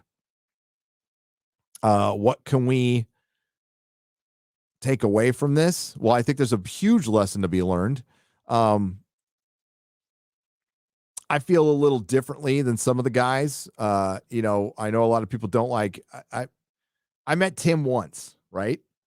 So I was at the house. They were nice to me, but that doesn't affect my opinion of the situation at all. At all. There's a certain amount of empathy that goes to Tim if Jack Murphy just straight up lied to the guy and he didn't know and he was blindsided by all this shit.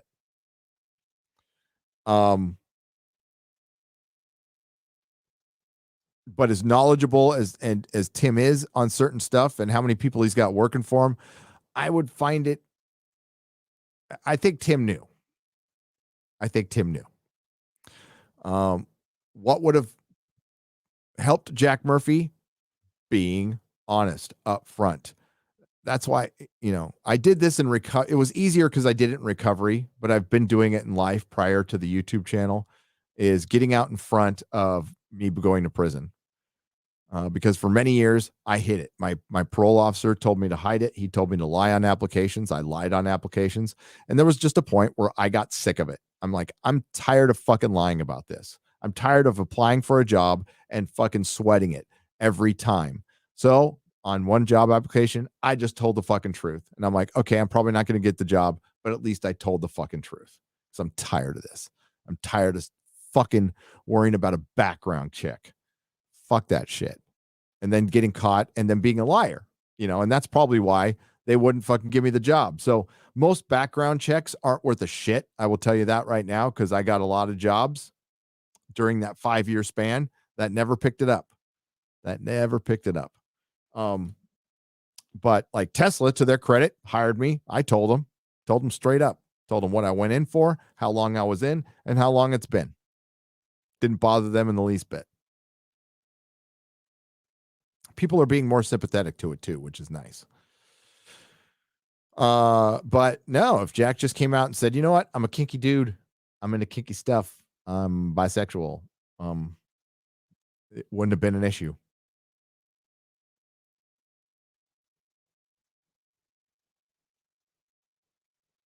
I don't know what the liminal order was. I guess it was a men's organization, but I don't know what type of men's there's lots of men's organizations. If it was like an organization to learn how to be a better man, like my sympathy goes out to anybody who joined up who was genuinely wanting to like change their lives, because that's a huge step to take. Like I want to like do something to change my life, and I feel very bad for them that they were kind of dragged through the mud through this. That's Jack's fault. The internet's going to internet. People got to fucking realize that.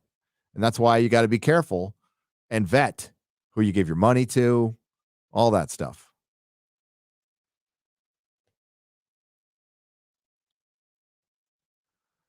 I mean, it comes with age, but running a business, running the comic store, I came across a lot of shysters. There was fucking people trying to con me once a month out of something. There's so many, and in entertainment, there is a lot of con artists. There's con artists in the music industry. There's con artists here on fucking YouTube. There's con artists fucking everywhere. Shysters.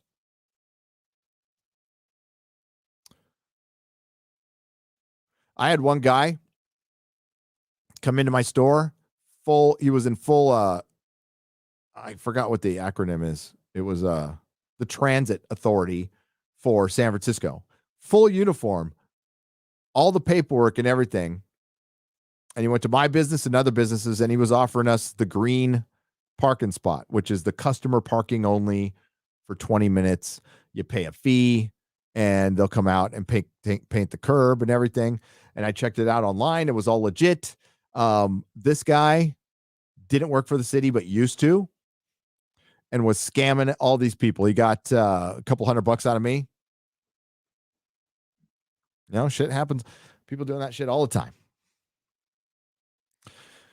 So yeah, it was just it's he was a scam artist.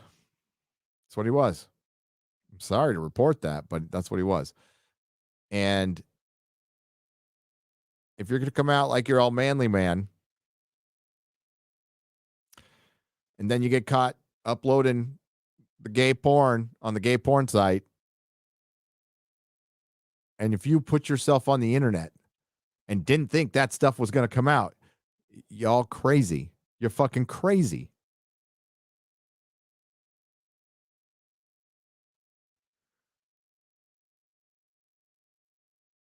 Again, that's why, man, in my dope days, I was a bad dude. I was a bad, bad person. Not anymore.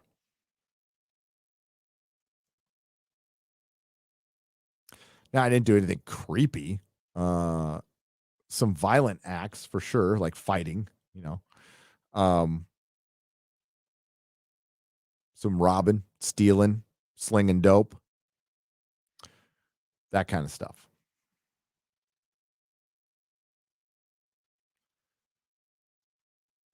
And knowing the internet, I'm sure people have tried to look up my record.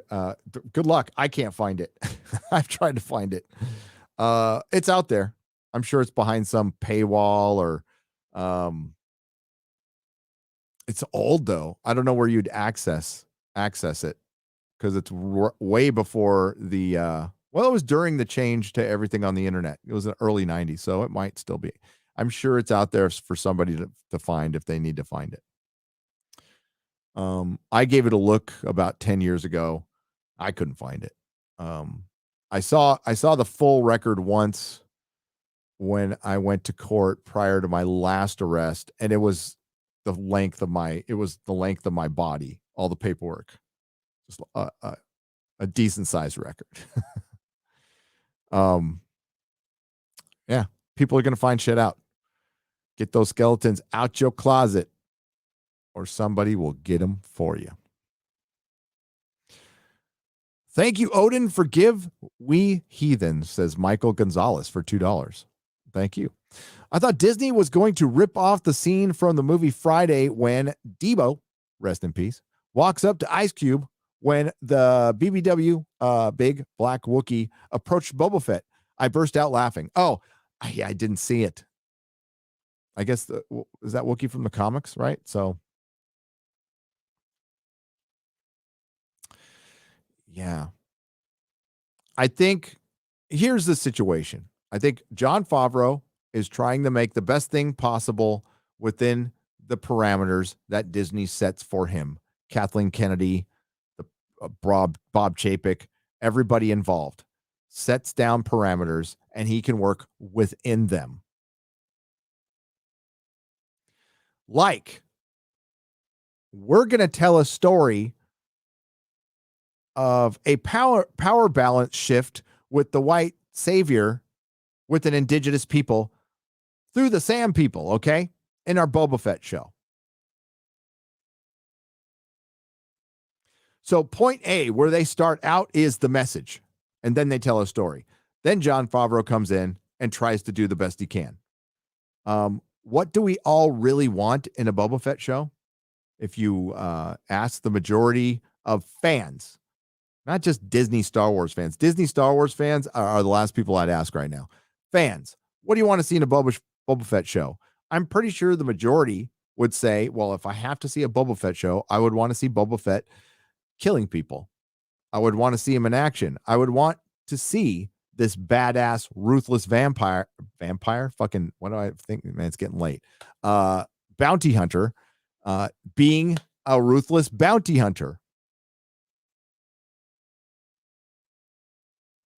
And you could tell good stories. And he doesn't have to be totally evil. He's a bounty hunter.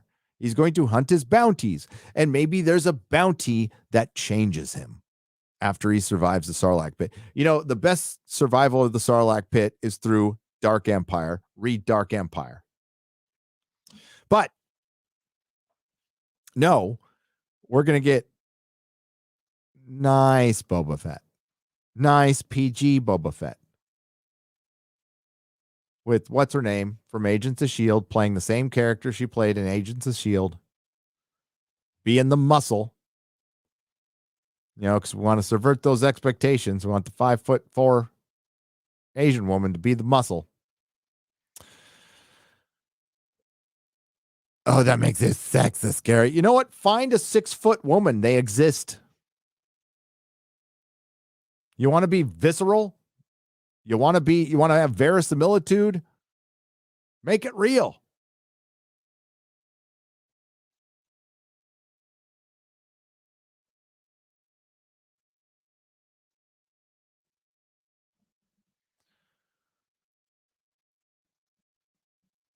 Pineapple and pizza is good, but it's only pleb tier. Haggis and pineapple on pizza is God tier. Let's go, Brandon, and all hail Friday Night Tights. Matt from Tinder for $5. Brittany Venti's boobs. Oh, wow. Chrissy Mayer's boobs have a boob companion. Who's Brittany Venti? Was she on Ricada's stream? No, Brittany. She probably doesn't watch my stuff. Sorry. I don't mean to offend. I'm gonna look her up. Yeah, she's on Ricada's stream. She has the big hair. I like it. Here, I'll sub. I feel bad now. She probably hasn't heard of me either. Brittany Venti's boobs.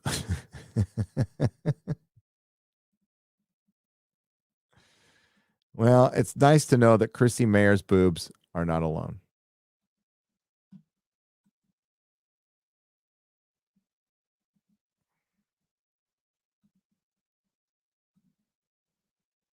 Sorry, I've got too many windows. I'm like Ryan Kinnell right now. Brittany Venti's boobs say, "Hail, first-time super chatter. Be gentle," for 2 Canadian pesos. Oh, whoops. I'll be gentle. Clifton 3D for $1.99 euro. Hashtag Chad Prather 2022. Korea Smith for $5. Hail Friday Night Tights. I think somebody needs to point out the fact that the reason why all this stuff is going on in the culture war is because people are morally bankrupt. Yes, they are. Oh my God. I saw a ton of that on Twitter today.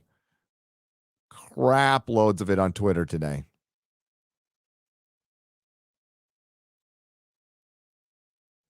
Morally bankrupt, Korea. A lot of people with, again, a problem with honesty. But they laugh. They laugh because, oh, we're shit posters. Yeah, they're only shit posters when they have a bad take. And they need to walk it back.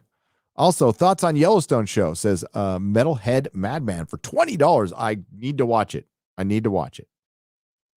Culture Casino for $25. All hail Friday Night Tights. Hail to the best chat on YouTube. This year is going to be great. It is. I want it to be great. It might not be great in entertainment as far as Hollywood is concerned, but as far as you guys, YouTube, looking forward to another great year, one day at a time. Native Baruchia for $10. My traditional brain cannot process things so I went back 40 years back, and when I see a trans person, I call them a crossdresser. So not to offend their pronouns. Hail to all and love you all. There you go. I would just default to not giving a fuck. Now, you don't want to go out of your way to offend. Well, maybe in some cases you do. But most people don't. Most people don't go out of their way to offend. Most times it's accidental. And most times It was parameters put on a very innocent person that they were not aware of. And those parameters were put on the nice, innocent person by normally an insane person. So you didn't adhere to my insane principles, you morally principled person. So therefore, you're evil. Usually that stems from massive insecurity, somebody who is definitely not okay in their own skin. They feel powerless all the time. So one little grain of power they get, they abuse.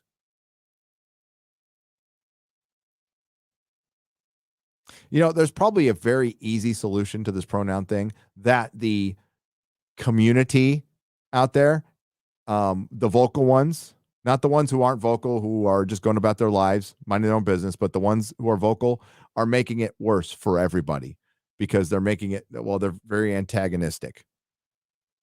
They just come out swinging on people going, whoa, whoa, whoa, whoa. Okay, what are we talking about here?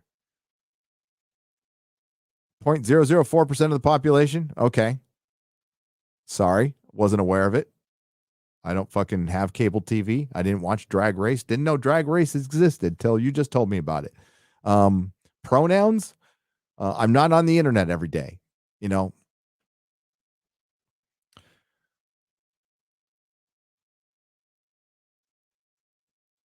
A lot of it is insecurity. My traditional brand. Oh, I read that one. And I read that one. Have you ever seen the film UFO in which Roy Chubby Brown becomes pregnant? Hilarious. Alex Ogle for 5 Canadian pesos. I don't know. I know there was a man pregnant in series 12 of Doctor Who. Series 11, sorry. Educated Viking for $20. Who wants to be the hero and push the damn red button already? End this stupidity. We got to beat it. We can't end it. We got to beat it. And we came to this fight late. And we have to fight amongst ourselves to get through it. We're fighting our fellow nerds. It ain't gonna be easy, but we'll win. The inmates have taken over the asylum. Gallifreyan Avenger for €2. Yep, a long time ago. I'm tired of non-speak. I am too, Zach. Red Pillar for $5. Super Iron Bob for $20. I remember when a beard was something you had so you could present as straight. Can we go back to those days? Well, yeah.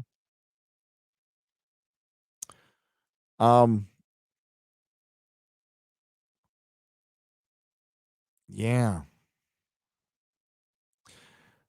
I'm not going to shave my beard, though. I might not always keep it long, but I'm not going to shave my beard. Nuclear Winter Gamer for $5. Brother, bring the flamer, the heavy flamer. Gayton J for 20 Canadian pesos. Enjoying the show from the gulag of Quebec, Canada. I am sorry. A sour cream citizen for $5. Mark Pedowitz seed, right? CW, somebody save me. Oh, yeah, that's right. Maryland's ID for $2. Snoots, 86 for $10. January 6th compared to Pearl Harbor and 9/11, it wasn't even worse than an event in 2021. 13 Marines dead. People falling off planes. Kids bombed in revenge. U.S. and allies abandoned. Seems Dems forgot. Yeah, that was way worse. Thank you for the 10 British pounds. And the UK had to go in and clean up our mess. How fucking embarrassing. I mean, credit to you in the UK. You're a good, proper country for doing that. But the fact that the United States had to let you do that is sickening, is fucking sickening.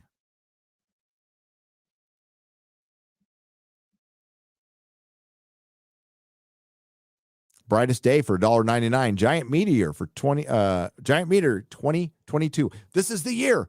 I hope not. I have a family who I love very much. Maybe an electromagnetic pulse that lasts for like 2 months.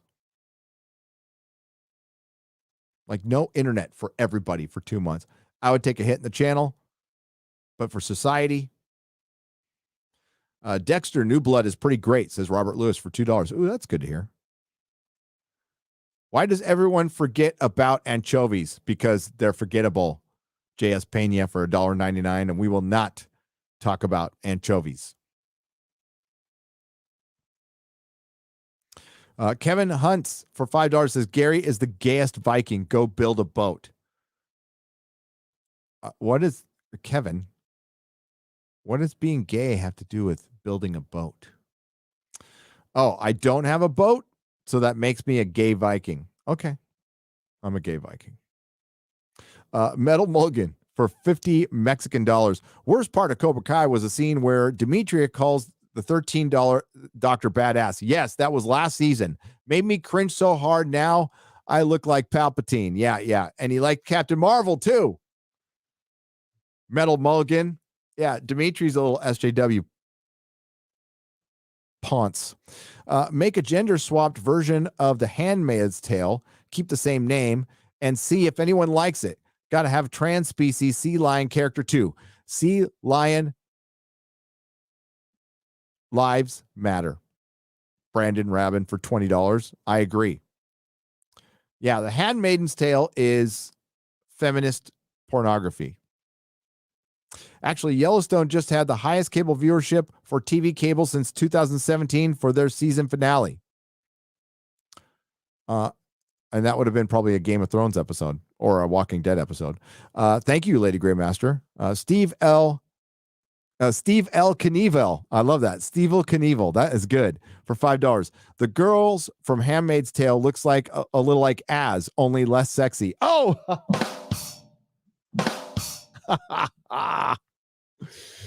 Oh, no! Southeastern Kaiju, thank you for the $1.49 super sticker. Michael Lejeune for $4.99. Thank you very much. Jim Lydier for $4.99. You can save Star Trek with a Klingon-centered show. Hard to make Klingons woke, too. Yeah, unless they look like the Kling orcs. Scott Vacray for 10 British pounds. Still unhappy about no coverage of Doctor Who Season 17 box set. Douglas Adams' show is perfection. Even Horns of Nimon.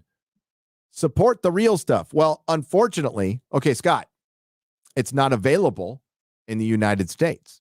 I had to get my copy secondhand from Australia, and it's being shipped to me right now. I don't even think it's available in the United States. I'm going to check right now. Even because I get the collector's versions. I don't get the little Blu-ray version. I get the collector version with the book, and those are only available in the UK and in Australia. They're not available here. You have to buy them secondhand. So let me check Amazon.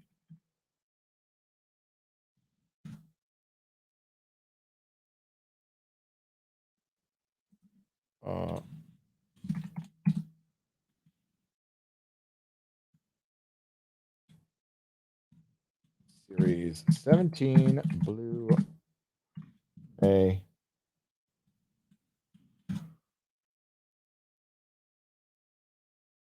Nothing.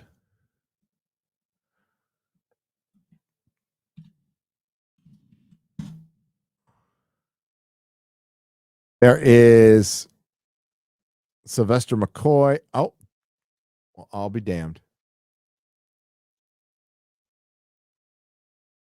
Limited edition packing, too. Well, I just look like a fucking idiot. Oh, it's not from Amazon. Who is it from? It's not an Amazon seller.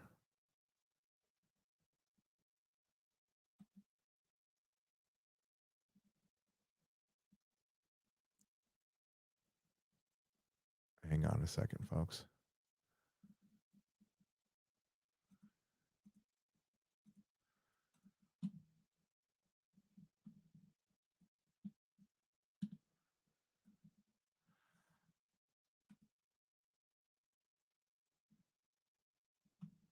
There it is. These things usually don't fucking show up. So I sit corrected.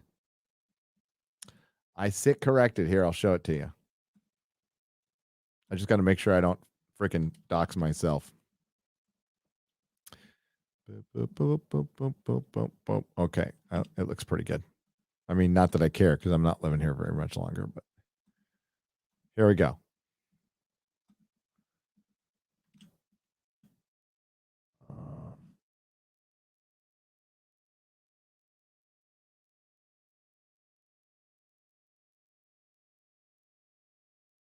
Yep, Doctor Who complete collection, season 17. So this is the limited edition, and they don't make them for America. So it's playback is B2. This will not play in most Blu-ray players sold in North America, Central America, South America, Japan, North Korea, South Korea, Taiwan, Hong Kong, and Southeast Asia. Learn more about Blu-ray specific regions. Easy way to get around this: get yourself a region-free Blu-ray player and 4K player. Plenty of them exist. But this is the Douglas Adams season. But look at like what this shit comes with. It's so good. Look at that. Can you see it? Yeah, you can see it. How fucking dope is that? But here's the problem. So look, you see it, you don't see the logo right there, but you see it on the side. It's the fucking logo, man. That shit feminist fucking logo that's got the little female symbol in it.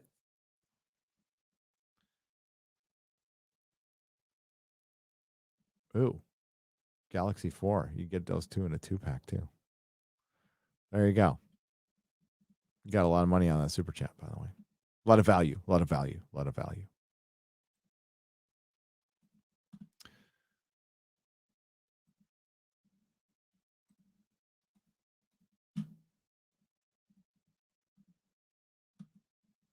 Boom. I talked about it. I have all those collector editions. They're really good. High quality, classic Doctor Who goodness. I love that the Doctor Who Twitter account decided to wish happy birthday to William Hartnell and called him the first Doctor. Thought that was interesting. That was obviously a gaffe. Alex Southern for 20 British pounds. Hi, Gary. Did you read out my 2 super chats, which I paid for before we went live on Friday Night Tights? Also, never properly watched Star Trek, and I've never started Voyager and up to season 6. Love it. Do I watch any more Star Trek after this? After Voyager season 6, you might want to try Enterprise, but Enterprise is hit and miss, to be honest with you. It's not great till the last couple seasons, and then I would stop right there.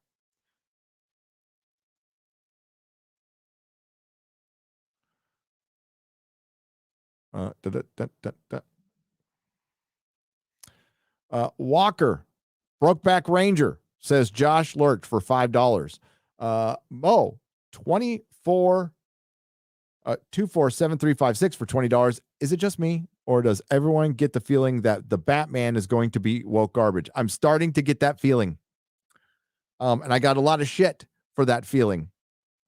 And I hope I'm dead wrong about that feeling. But again, we need to differentiate woke from intersectional feminist to, I guess you could all call it woke.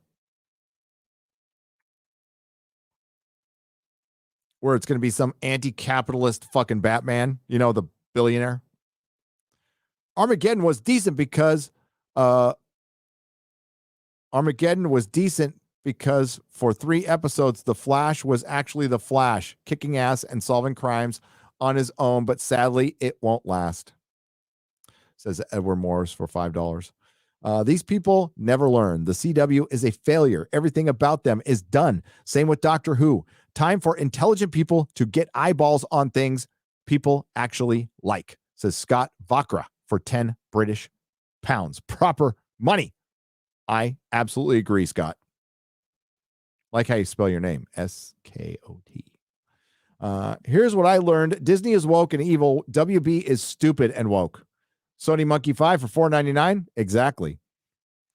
Ha! Studios for $5 says, I think the woke push in Hollywood's guilt over Harvey Weinstein, which is why they are so desperate to push it, especially since he was leftist. Yes. Him being a staunch leftist and Democratic supporter definitely got swept under the rug. And Harvey Weinstein, there is an overreaction there, but it was also a power grab. But it's not egalitarian. It's been used for a lot of reasons, but used. Did it start out genuine? Nothing starts out genuine in Hollywood. Absolutely nothing. CW then open for all. CW now closing for all, says Niku Yasha for $9.99. Stainless steel rat for £5 proper money. First time super chat. You guys should read First Laws series by Joe Abercrombie. All right. Batman's Pet Goldfish for $2. Want a female spy story? Write about Mata Hari. Oh, yeah. Good point. Jason Platten for $5. Whoever writes Cobra Kai needs to take over Star Wars, Star Trek, Witcher, etc. They are so good at characters that I'm cheering for all of them to win. Yep. Character.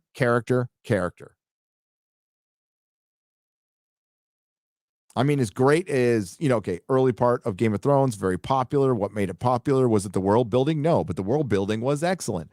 Was it the sets, the costumes? No, but that was excellent. It was the characters. Cobra Kai respects the past and gives us the update everyone loves. Diverse characters and love. All you need is love. Too many other updaters do not have love for the IPs. Learn this, please, says Scott Vakra for just bringing it for 10 British pounds. Scott, great. And that's the biggest difference. I was talking again. I hate to bring him up so much, so I apologize in advance. But the detractors come out, and then you listen. They're going to say what they're going to say, and I wouldn't dream of stopping them. Because every time they open their fucking pie holes, they make my point.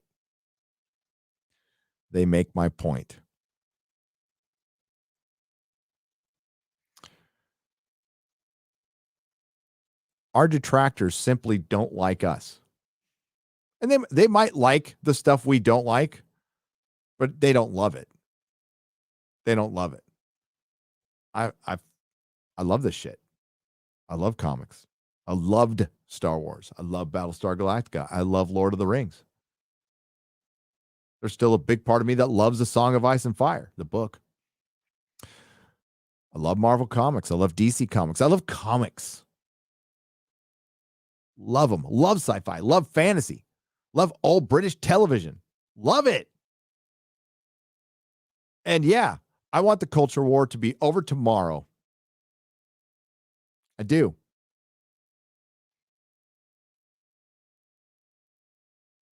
Love it to be over tomorrow. And then I could just make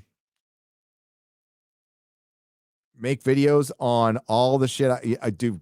Just review classic Doctor Who till the end of time. Do individual reviews on individual episodes of modern Doctor Who. Do a review on Daredevil season 1, which I really might do.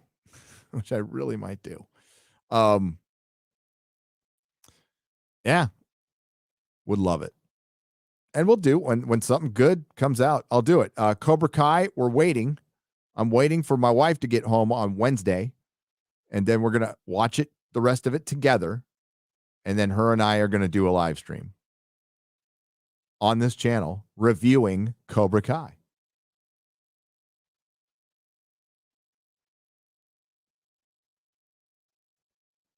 I'm gonna review Peacemaker, but it looks shit. Looks like shit. It looks like shit. Burt Umbridge for $4.99. Had to jump on to tell Jeremy that he's looking extra Florida with that pinner stash. Yeah, dude, what's on his face? It's like it's curly.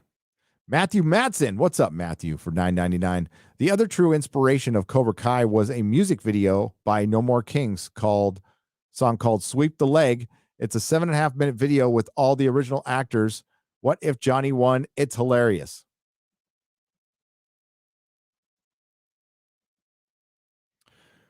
When Johnny says, "Do you look like I pee? Do I look like I pee? Do I look like I pee sitting down?" to Miguel, I died laughing because I was instantly picturing Jeremy being the Eagle Fang Sensei. Says Jason Platten for $5. Johnny Lawrence is half my friends from high school. Half my friends were from high school were Johnny Lawrence. Like Cobra Kai, I'm really glad that a lot of, European, a lot of our friends from Europe are getting into it and South America and stuff. But this is a very American and specifically a very Southern Californian show. Like they capture Southern California culture perfectly. Like perfectly. And Johnny Lawrence is that dude from the Valley or that dude who grew up in Oceanside or Vista or North County, San Diego, or specifically either the Valley, OC, or North County, San Diego. He was that dude. He was the dude who smoked weed with you, ditch class with you. He had a fucking Camaro, alcoholic dad, alcoholic mom, surfed a little, went to Metallica shows with them. That's what Johnny Lawrence was.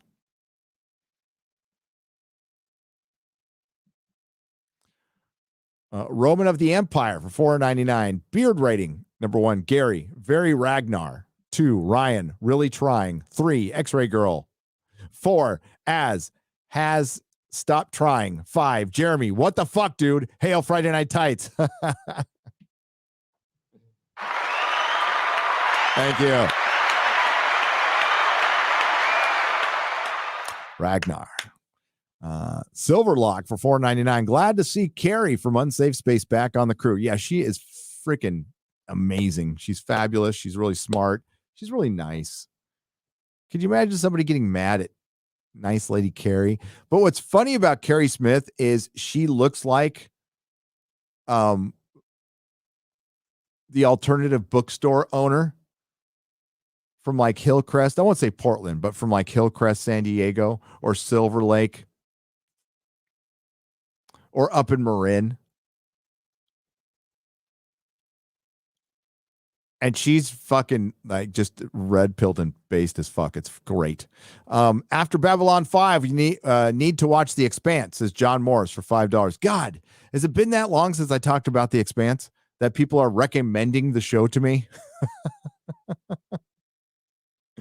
Oh, there's people probably chuckling in the chat right now.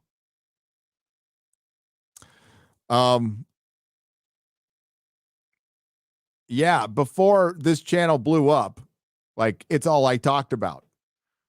I've reviewed up until this season every episode, either on this, like on Nerdrotic Live or Nerdrotic. Last season was terrible. This season's an improvement, but y'all are gonna get fucked. They're not gonna tell you where the protomolecule came from.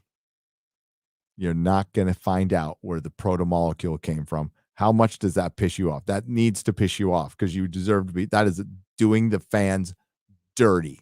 And hoping they're going to get picked up after this. They're not going to get picked up after this. Amazon Prime is canceling. $1 trillion company is canceling them. What the fuck makes you think somebody's going to pick you up?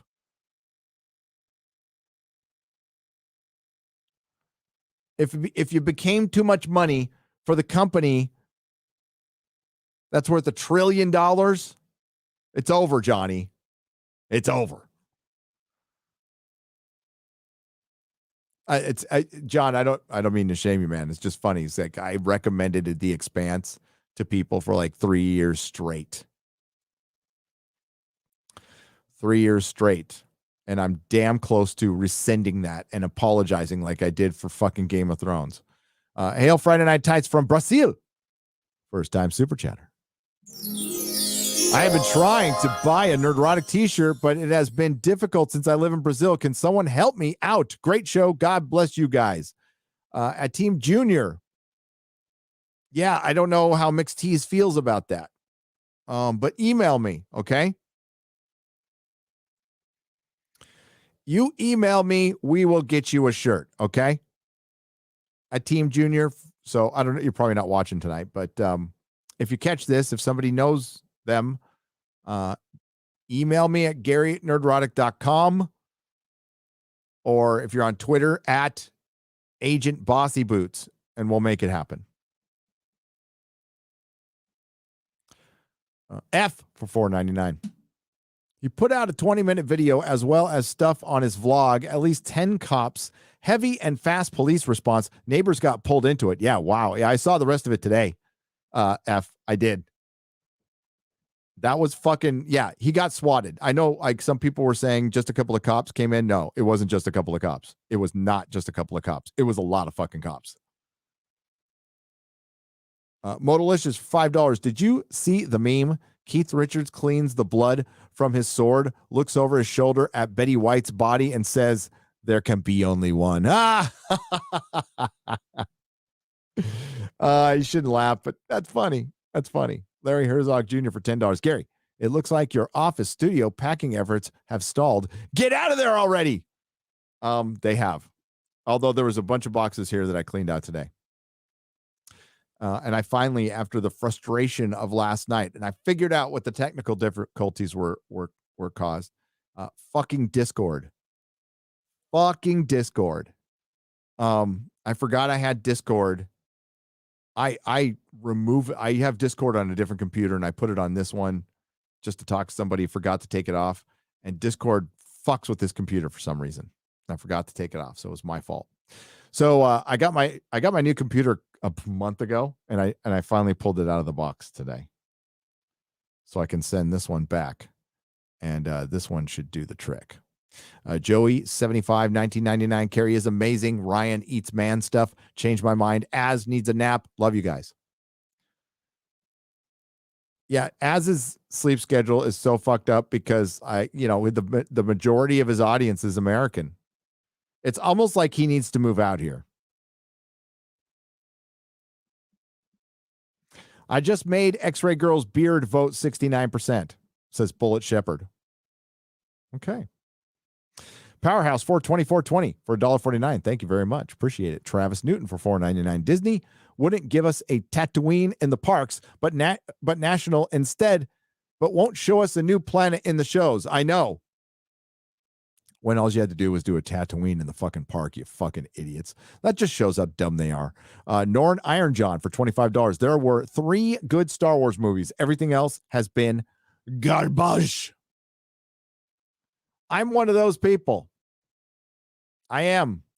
I'm softer on the prequels than I used to be, but they're not good movies. If you like them, if you grew up liking them and they entertained you, great. They're not good movies. They're not good movies. Nobody will ever change my mind about that because I've seen them a lot. The third one's the best out of the 3. I think George finally got like his directing legs under him, but he didn't have the fire and the passion of a director that he did in the 70s. It was clear. It was clear. Remember, the prequels came out at the same time as Lord of the Rings. And Lord of the Rings are superior to the prequels in every single way. The catering was better on Lord of the Rings. The effects were better in Lord of the Rings. The storytelling was a lot better. The acting was infinitely better, if you can be infinitely better. The costumes, the sets, the makeup artists, the accountant was better on Lord of the Rings. Okay, yeah, Harvey Weinstein's name's on the movie. All right, you got us there. But that's only because he sold the rights. But if you like the prequels growing up, that's great. I could completely understand being a 7 or 8 year old kid and your dad took you. Now, that's how we got into Star Wars. I saw Star Wars when I was 7 in the theaters. And I'll be honest with you, I barely remember the experience. There's 2 moments that I remember. Was the opening scene and the entire audience gasping, going, and Chewbacca. I remember, I like the dog. The dog's awesome. But it wasn't until because you're 7, right? So I was into it. I got my Star Wars figures when they came out, when they first came out. C-3PO was my first figure. I liked it because he was gold. And I got Chewbacca after that. Then everybody at school fucking had everything Star Wars shirts, fucking everything. And then Empire, I was 10. Got every play set, got everything. And you know what we called the walker? A fucking at. That's what we called it. So tell the little pipsqueaks who read their training manuals, which were the third printings in the year 2000s, that those of us who bought the walkers, when they just came out, we all called them at-ats.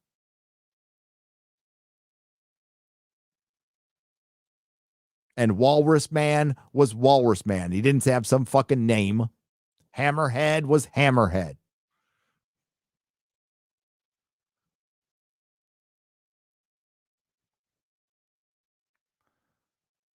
Hail Friday Night Tights. I have my pepperoni and black olive pizza and my Geek Grind Nerdrotic blend coffee. Oh, Johnny Naxos, thank you for the $25. That's awesome. I need to finish that now. And my mug showed up today, so I'll be enjoying that shortly afterwards. Hail chat, 69 for 69.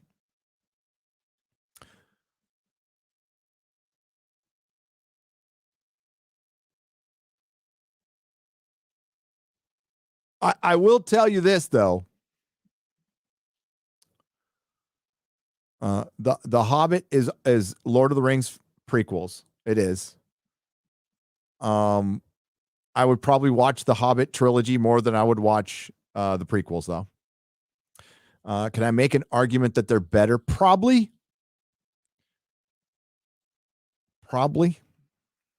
But they're both really flawed. Really, really flawed. There's things I loved in the prequels. I loved the first time Yoda threw the cane down and just started fucking fighting Count Dooku. I thought that was fucking badass. The lightsaber duel in The Phantom Menace was the best lightsaber duel of the series. Without a doubt. That music was epic. Everything about it was fucking epic.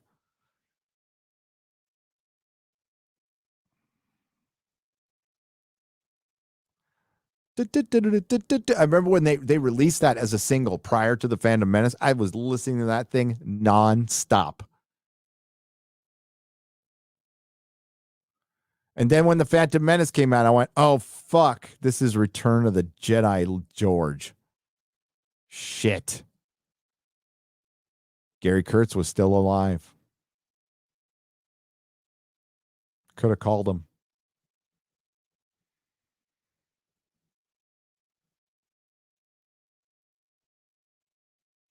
But no, that duel with Darth Maul, that was a shit. And then, Revenge of the Sith. Like, I love the fucking battles at the end, and the Emperor versus Yoda. That was epic. Loved it. But just all the acting, all the acting.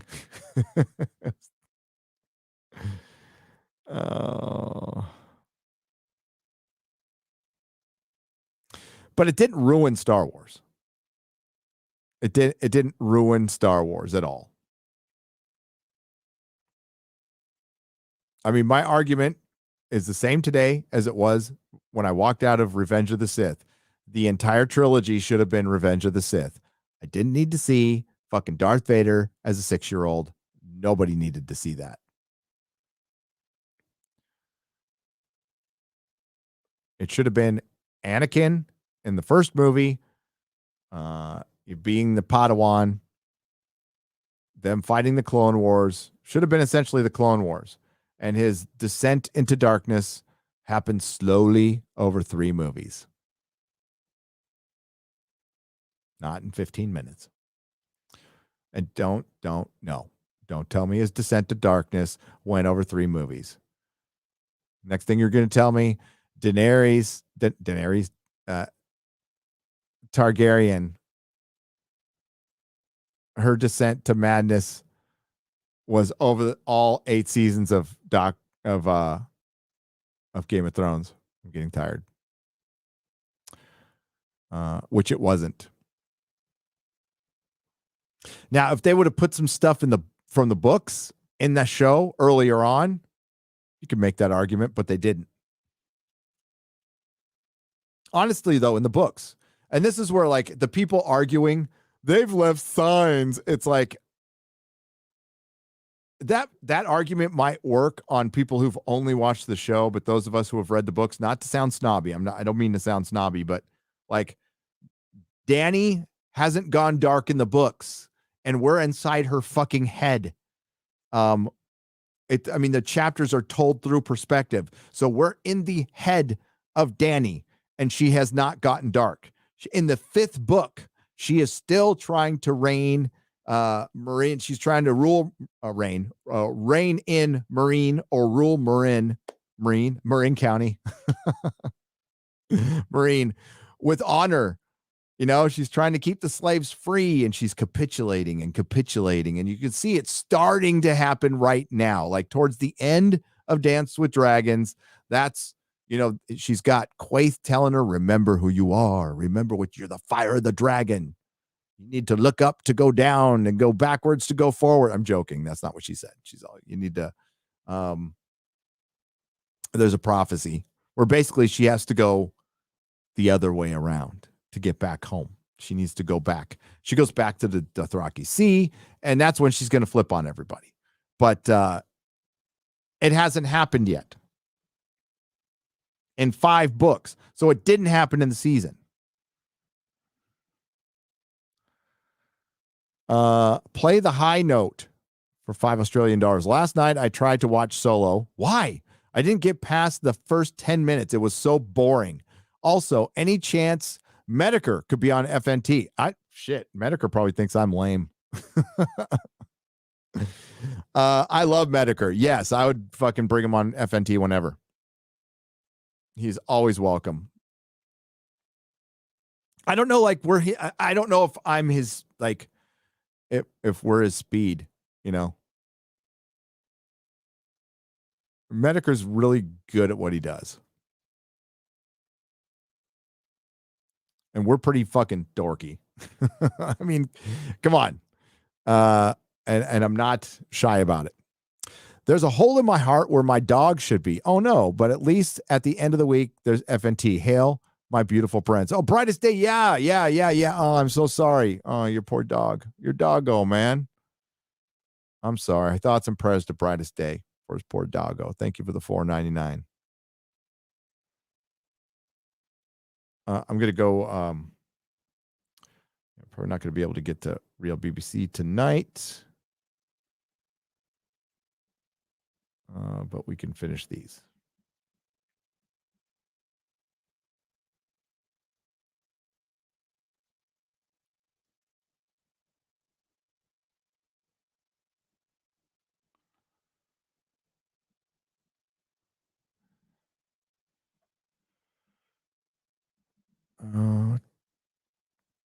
Sorry, I'm just getting back to where I was. There it is.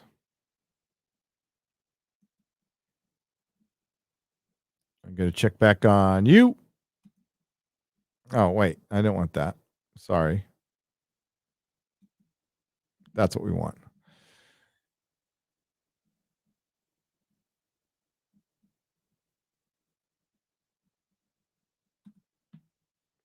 Michael Ludwig for $4.99. Gary, thanks so much for all you do, especially tonight. You always provide the great escape and conversation rather than confrontation. Much needed. Oh, thanks, Michael. I appreciate it. Thank you. I try. Holy shit. I was like babbling away. Did I see Quarter Black? Quarter Black, you want a link, dude? Or are you babysitting?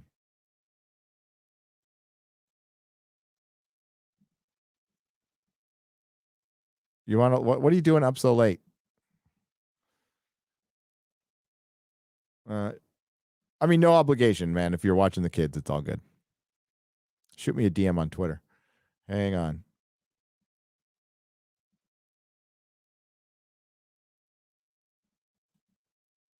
I agree, Mike. The best part of the prequels was Palpatine. Yep. He did a great job, and Ewan McGregor did a great job as Obi-Wan. I thought he like brought it, and I like Qui-Gon Jinn. I did. I'm so pissed. In the book, Yoda makes contact, or not. Yeah, Yoda makes contact with him in the fucking book, and they only talked about it, and they should have showed it. They should have showed it. God dang it. The book was the novelization for Revenge of the Sith is some of the best Star Wars I've read. Period. And I read the book prior to the movie coming out, and that's what disappointed me, because when I read the book, I'm like, oh, this is gonna be good. Like, this is gonna be good. But that's what all three movies should have been. Prequels could have been fixed. A New Hope was fixed. There was nothing wrong with The New Hope. The only fix that I'm happy with was at the end of Return of the Jedi, they got rid of the nub nub fucking song, and I like the Celtic music that they use. And I know that's probably sacrilege to a lot of people, but man, when that thing fired up, I was like, what? What the fuck? I just started Doctor Who 2 years ago, and I love it. But when I came to the 13th Doctor, it was so bad that I started the classic, and is over halfway. Good. You're much better off. SMOSG for 50 Danish krona. You're much, much better off. Watch those classics. They're good. What's up, Art Bell? Art Bell's still here. There's a $200 super chat I'm trying to get to. I'm rolling up to it. I'll get to that. How far up is this? God, I was babbling for a long time, so I want to highlight it. What's up? I see Wes Moody here. What's up, Wes Moody? Nina Infinity's here. Does anybody want links? I'm going to be on for like another half hour. Hold on. Scrolling up. Oh, shit. Okay, I can't get... There it is. I got it. All right. Steve, 2848 for $200. I can yell. It's not. I go, Steve. Nobody's here. Like my neighbors, but they can't hear me. You may all go to hell. I'm going to Texas. Davy Crockett, can't wait to greet you. I can't wait to greet you either. Oh my God. I'm using that quote on my way. I'm going to fucking paint that on my FJ on the way out the fucking door. You may all go to hell. I'm going to Texas. Gavin Newsom, go fuck yourself. What's up, Draco? Look at the gang's all here, man. All my members, all the Nerdrotics. You know, I'm just going to lead into it because, like, so many people call me Nerdrotics because of, I guess, my Twitter handle. So that's, you know, everybody's got the whatever nation. So you are all the Nerdrotics now. Since we're called Nerdrotics all the time, you're all Nerdrotics. So you get that name. Are you looking forward to the Batman? I'm really liking the trailers. I'm a big fan of Paul Dano. Great actor. He's a great actor. He is. Derek Mullins for $5. I have my questions about everything from Hollywood, but especially the Batman, because the director is a disciple of bad reboot. As far as Robert Pattinson, he could win me over. He could. Zoe Kravitz, she looks good. If it's just a straight up detective superhero story, I'll be fucking happy. And it's probably one of the movies I'm looking forward to the most, but very cautiously, because I think there's a possibility Catwoman could be the moral compass for Batman. Yeah, I'm not kidding. And she'll be leading him around and calming him down in his second year and teaching him how to be a better Batman. Because we've seen this in how many stories now? How many fucking stories? And we're going to learn that Thomas Wayne is bad. I fucking hate that. I hate that story. Because Batman's entire origin hinges on his reverence for his parents and his need for justice, not revenge.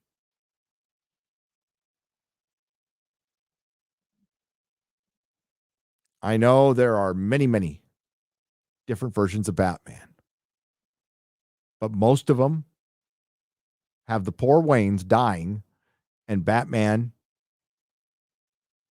on a never-ending quest for justice that's never going to fill the empty hole in his life, ever. No amount of gadgets, no amount of justice, no amount of bad guys, no amount of people he puts in Arkham Asylum. And somebody made a great point about Batman not killing, blaming Batman for not killing the Joker that I heard, which was, he locks the Joker up. It's the city that always lets him go. Why is it Batman's responsibility to kill him when the city can't keep him locked up? I thought it was a pretty good point.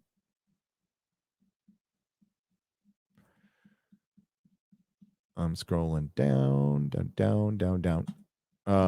Good morning, Gary. As a resident of East Texas, I welcome you. Oh, hell yeah. Thank you. I'm checking my DMs. Okay, hang on, Garrett. Here we go. And again, we're going for like a half hour because I'm getting tired, but quarter black. Boom. Come on in. I saw Nina. I saw Wes Moody in there. Wes, did you just interviewed like Laura Logan, right? Is that on your channel? Go check that out. That's fucking awesome. Thank you, Metalhead Madman, for the $10. Good morning to you, and thank you for the welcome. I saw Nina. Oh, there's Nina. Right there. What's up, Nina? Dr. Zeodin for €5. Not to dig too deep, but what is up with Quarter Black? I will pray for him. Well, he might tell you in just a second. He had COVIDs for a little while, and then his wife got sick, and his wife's pregnant. So we were a little concerned. My wife was asking about him right before I jumped onto this live stream.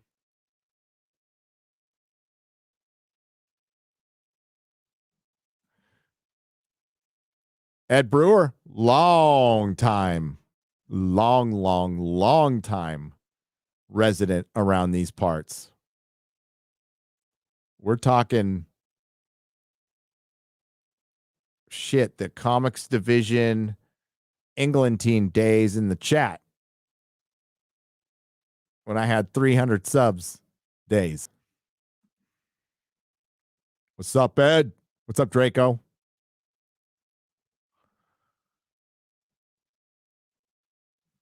Human Kirk, what's going on? There he is. What up, dog? What's up, man? What's going on? Nothing much, doing square up. Night owls got to be night owls. Night owls got to be night owls. That's right. Oh, why? How's your wife? Doing good. She's on the mend. She was able to talk before she went to the hospital. She was not able to talk at all, really. Oh shit. Yeah, she could not get any breaths in. So she's talking and everything. She's quarantined, so I can't really go see her. It sucks, but yeah. But she's sounding better. Okay, it's good. That's fucking scary, dude. I'm sorry. Yeah. Dude, don't even get me started. I'm not gonna. We'll get your mind off it. We'll get your mind off. She's gonna be fine, man. She's tougher than you anyway. So that's true. That is true. Yeah. So hang on. I'm doing like two things at once and dropping shit. No, but yeah, it's been a trip, learning new things about the whole hospital system and how they work, how they don't work. And it's probably a little better in Texas than it is in California. Hopefully, I would think so, but well, after this, I don't know. Melissa and I paid for our baby out of pocket because we so quick story. Quick story. Quick story. Melissa got pregnant, and she got pregnant because we had sex. And Right. I won't tell you where. It was in a car. Nice. And it was Element. And I won't tell you where. It was in a car and it was an Element. It was a Honda Element. Could be anywhere. And then she thought she lost the baby, right? So Yeah. there was scary, which that happened to us. Yeah. Yeah. So yeah, it was a hemorrhage thing, some hemorrhage thing. And she thought she like talked to the doctor, told the doctor what happened on the phone. The doctor said, yeah, that's a miscarriage. Just come in a couple days. I'm really sorry. So we're super bummed, right? Fucking yeah. Bummed. Bummed as I've ever been. How far along was she? Pretty far along. She was like yeah, we lost one in the first trimester. So I mean, it was pretty bumming, but yeah, it was early. I think it was second. I'll have to ask her because I can't remember. It's a long time ago. Completely bummed about it, but like putting on a good face for her. Like I just, if she's listening, I just totally hid my pain for that because I didn't want to make her feel worse or anything. So, but then she all of a sudden, it's like 3 weeks later, 4 weeks later, I go, honey, I don't want to offend you. Okay. So don't get mad at me. And of course she's going to get mad. I said, but you're either gaining weight or you're still pregnant. Cause you got a boiler going on there. And she's like, I know. And what is it? I'm like, I don't know. Maybe you should go to the doctor. So she went to the doctor, still pregnant. And and her dad happened to be there and her mom. So we were all stoked. We're like, oh my God. But at That's that awesome. Between those 3 weeks after we we thought we lost the baby, she's like, I'm going to quit my job and start my salon now. I'm like, okay, good. I'll keep her mind off it and everything. Yeah. And she gave up all her benefits and was starting a business while pregnant. And then of course we had gone to Coachella the weekend before too, and she was fucking drinking and smoking. Oh, no. Yeah, dude. So we're like, shit. But yeah, everything turned out great. Everything turned out fine. But we had to pay for it. And it's like, dude, staying overnight. Yeah. 10 grand. 10 fucking grand. Yeah. we were literally just talking about this is the first time we're going into a new year without debt because we were able to pay off our debt. It's awesome. And we're going in with no debt. It's awesome. And then bam. Okay. Bam. A week and a half of doctor stays. That's nice. Nice. But yeah, I mean, I've learned that doctors, you need a second opinion. You need a second opinion because they're not always going to do what you think they're going to do. No. And right. Yeah, it's a pretty ridiculous saga that we went through, and that I'm not alone in. I heard a lot of people had the same situation where they were just turned away and said, "Go home." Yep. Go home. You got a baby in there, but it doesn't matter. Go home. So I don't want to bring the whole stream down though. So no, it's good. It's good that you got that second opinion. And holy shit. Yeah. It's not perfect. Doctors aren't perfect. You don't want exactly faith in any, especially God. My sponsor's a doctor, so he tells me all the shit. He's like, no, always get a second opinion. They're drug addicts just like everybody else. They're they're humans like everybody else. Yeah. So okay. Hey, let's do some questions. We got I think 25 to go. So let's do it. Let's do it. Let me find that. That was a great show. I was watching. Oh, it was fucking great. And then Chrissy at that, did you see her get her hand got caught? Yes. A bear trap or something? What was that? And I'm like, I'm feeling bad for her, right? I see her I see my Chrissy crying, and I'm like, I want to fucking break the screen. I'm like, what the fuck, guys? Get that off her hand. Come on. What are you doing?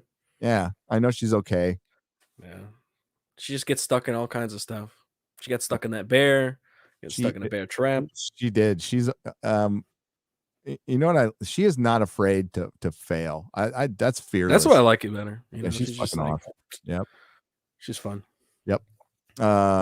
Christopher Wortman for $19.99 says Friday afternoon enjoying the stream with a cup of all hail private blend in my new Nerdrotic mug. Hail Gary, hail Friday Night Tights, and hail Geek Grind and the great coffee. Geek Grind. Yeah. I could use some right now. But I'll be fine.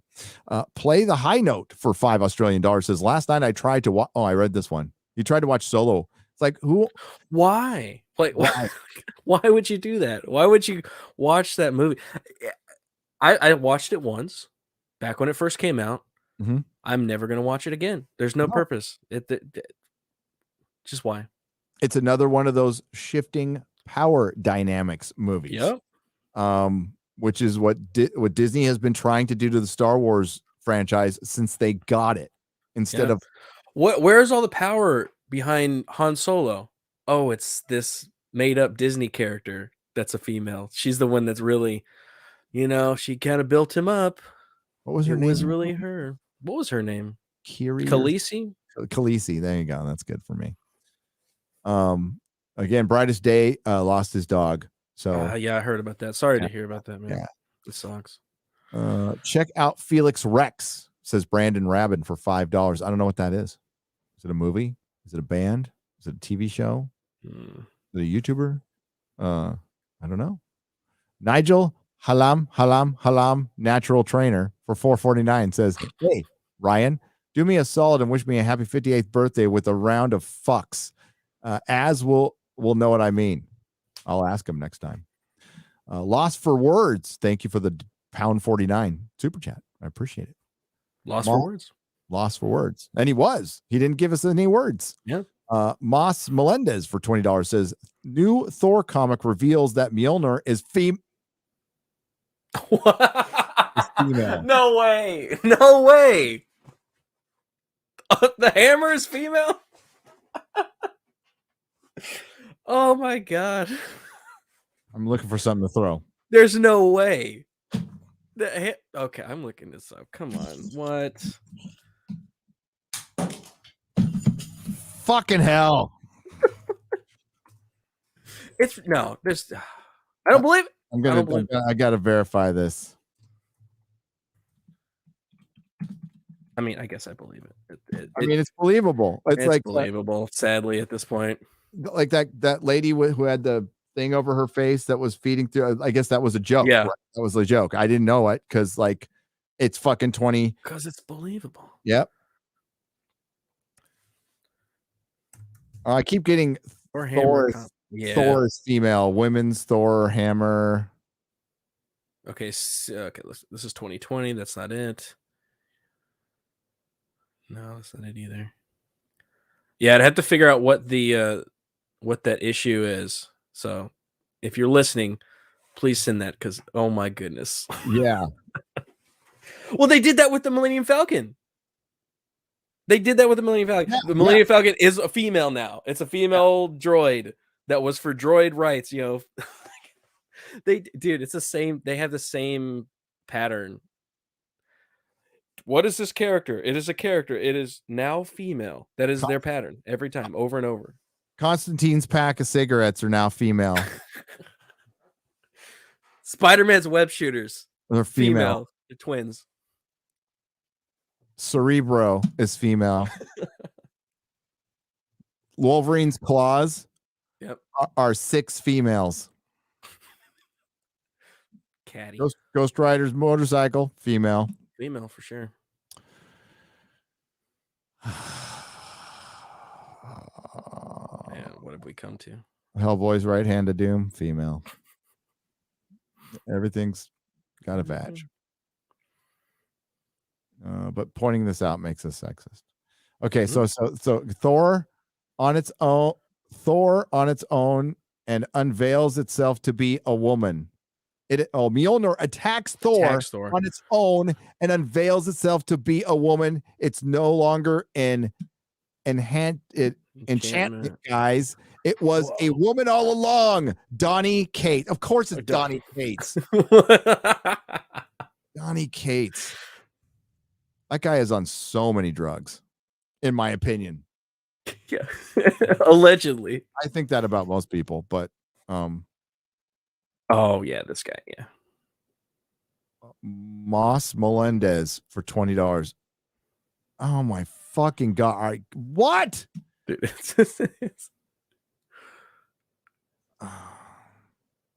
Raging Rhino, big fan, big fan of the Book of Boba Fett. I heard Raging Rhino, that's his favorite TV show of all time. That's what I heard. Did you see my Twitter ratio on the Book of Boba Fett? I did. I should have. I'm sorry. I should have retweeted you because I think if we retweeted you, we could have helped with that a little bit. Yeah, mitigate it. But I mean, there was a lot of spurging going on about Boba Fett. I think the defenders are coming out in force to defend this when it's like it's clear that it's not a fantastic show. It's just kind of so. I mean, to us, right? We hate it because we love Boba Fett, and this is not fucking Boba Fett. But as just a show, it's like okay, it's like there's things happening on the screen. Why would there be so many of these Disney stands just like hardcore? If you just dislike the show, they spurg out. It's kind of it's that droid army that Disney has that they employ every once in a while to change their avatars and their names to WandaVision or yeah. Loki or whatever the current thing is. Oh, I wasn't a believer in that until recently, and now I am because they show up, then there's real people defending it. I'm not saying right. It's mixed in. there is fucking bots because they show up for a certain amount of time, say about the same thing, and bail, and they're gone in 48 hours. And none of them were around for they're not around for the end of a show. They're just not. Yes, they're around for those first 2 days, and then they're gone. And it's kind of funny. But why not? I mean, bots get employed on all sides, on everywhere. That's I wouldn't know the first fucking thing about them because I don't care about. Man, we really gotta work on our bot setup. We do, dude. We do. Yeah, Carrie Smith. I found it difficult to get her to get onto her show. Why, Chris Webb? Oh, were you trying to get on her show? Like you personally? Well, just ask. I'm sure she would say yeah. The Cobra Kai nostalgia done right, No Way Home, and Cobra Kai nostalgia done right. Treats, plot, and characters with respect while being able to poke fun at times. No bullshit messaging and just pure entertainment. Double down for $10. You're right. Yes. You're right. Beach Lover, €5. Gary, will you review The Expanse? Yes. I don't know if I'll do a breakdown video like Hawkeye, but I will do a live stream on Nerdrotic Live at the very least. Probably with Mrs. Nerdrotic, because we're going to do Cobra Kai too. If you want to join us for Cobra Kai, you can.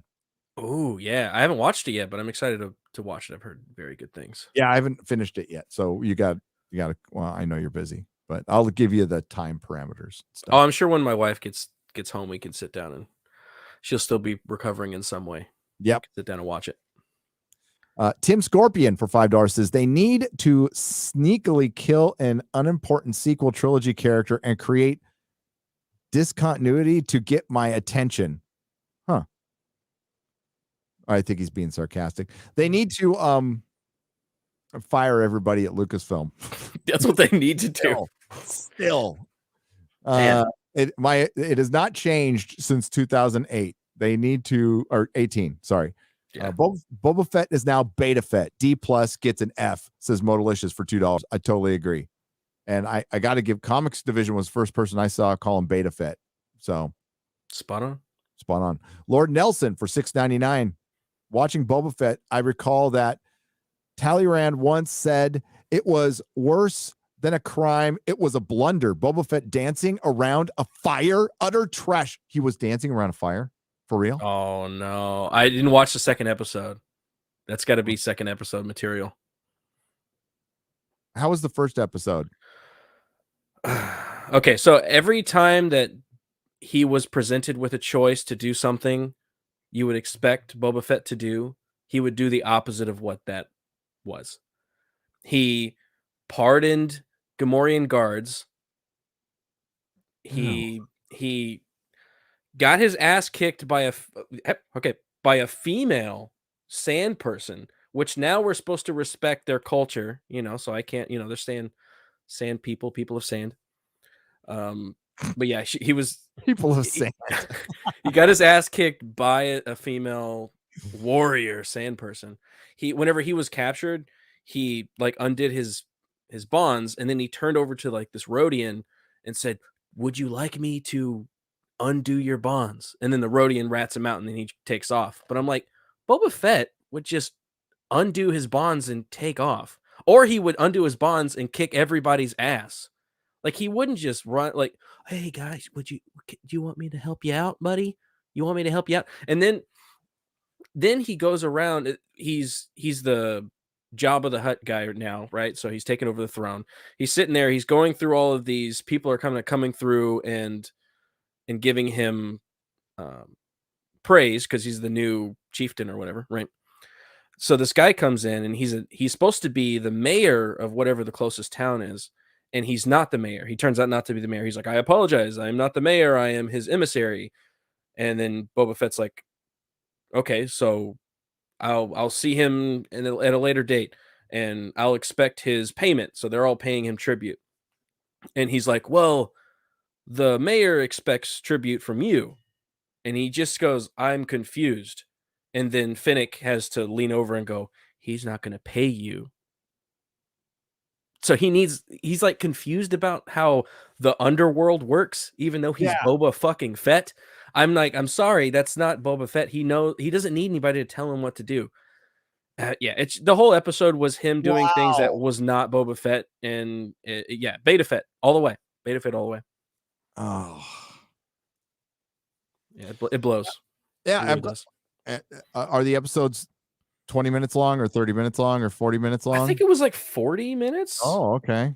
Yeah, it was actually not. Yeah, it was longer. Well, they should be an hour. This 40 minutes bullshit is ridiculous. You have no commercials. There's no reason for you to not have it be an hour. Yeah, but they can't fit that much in.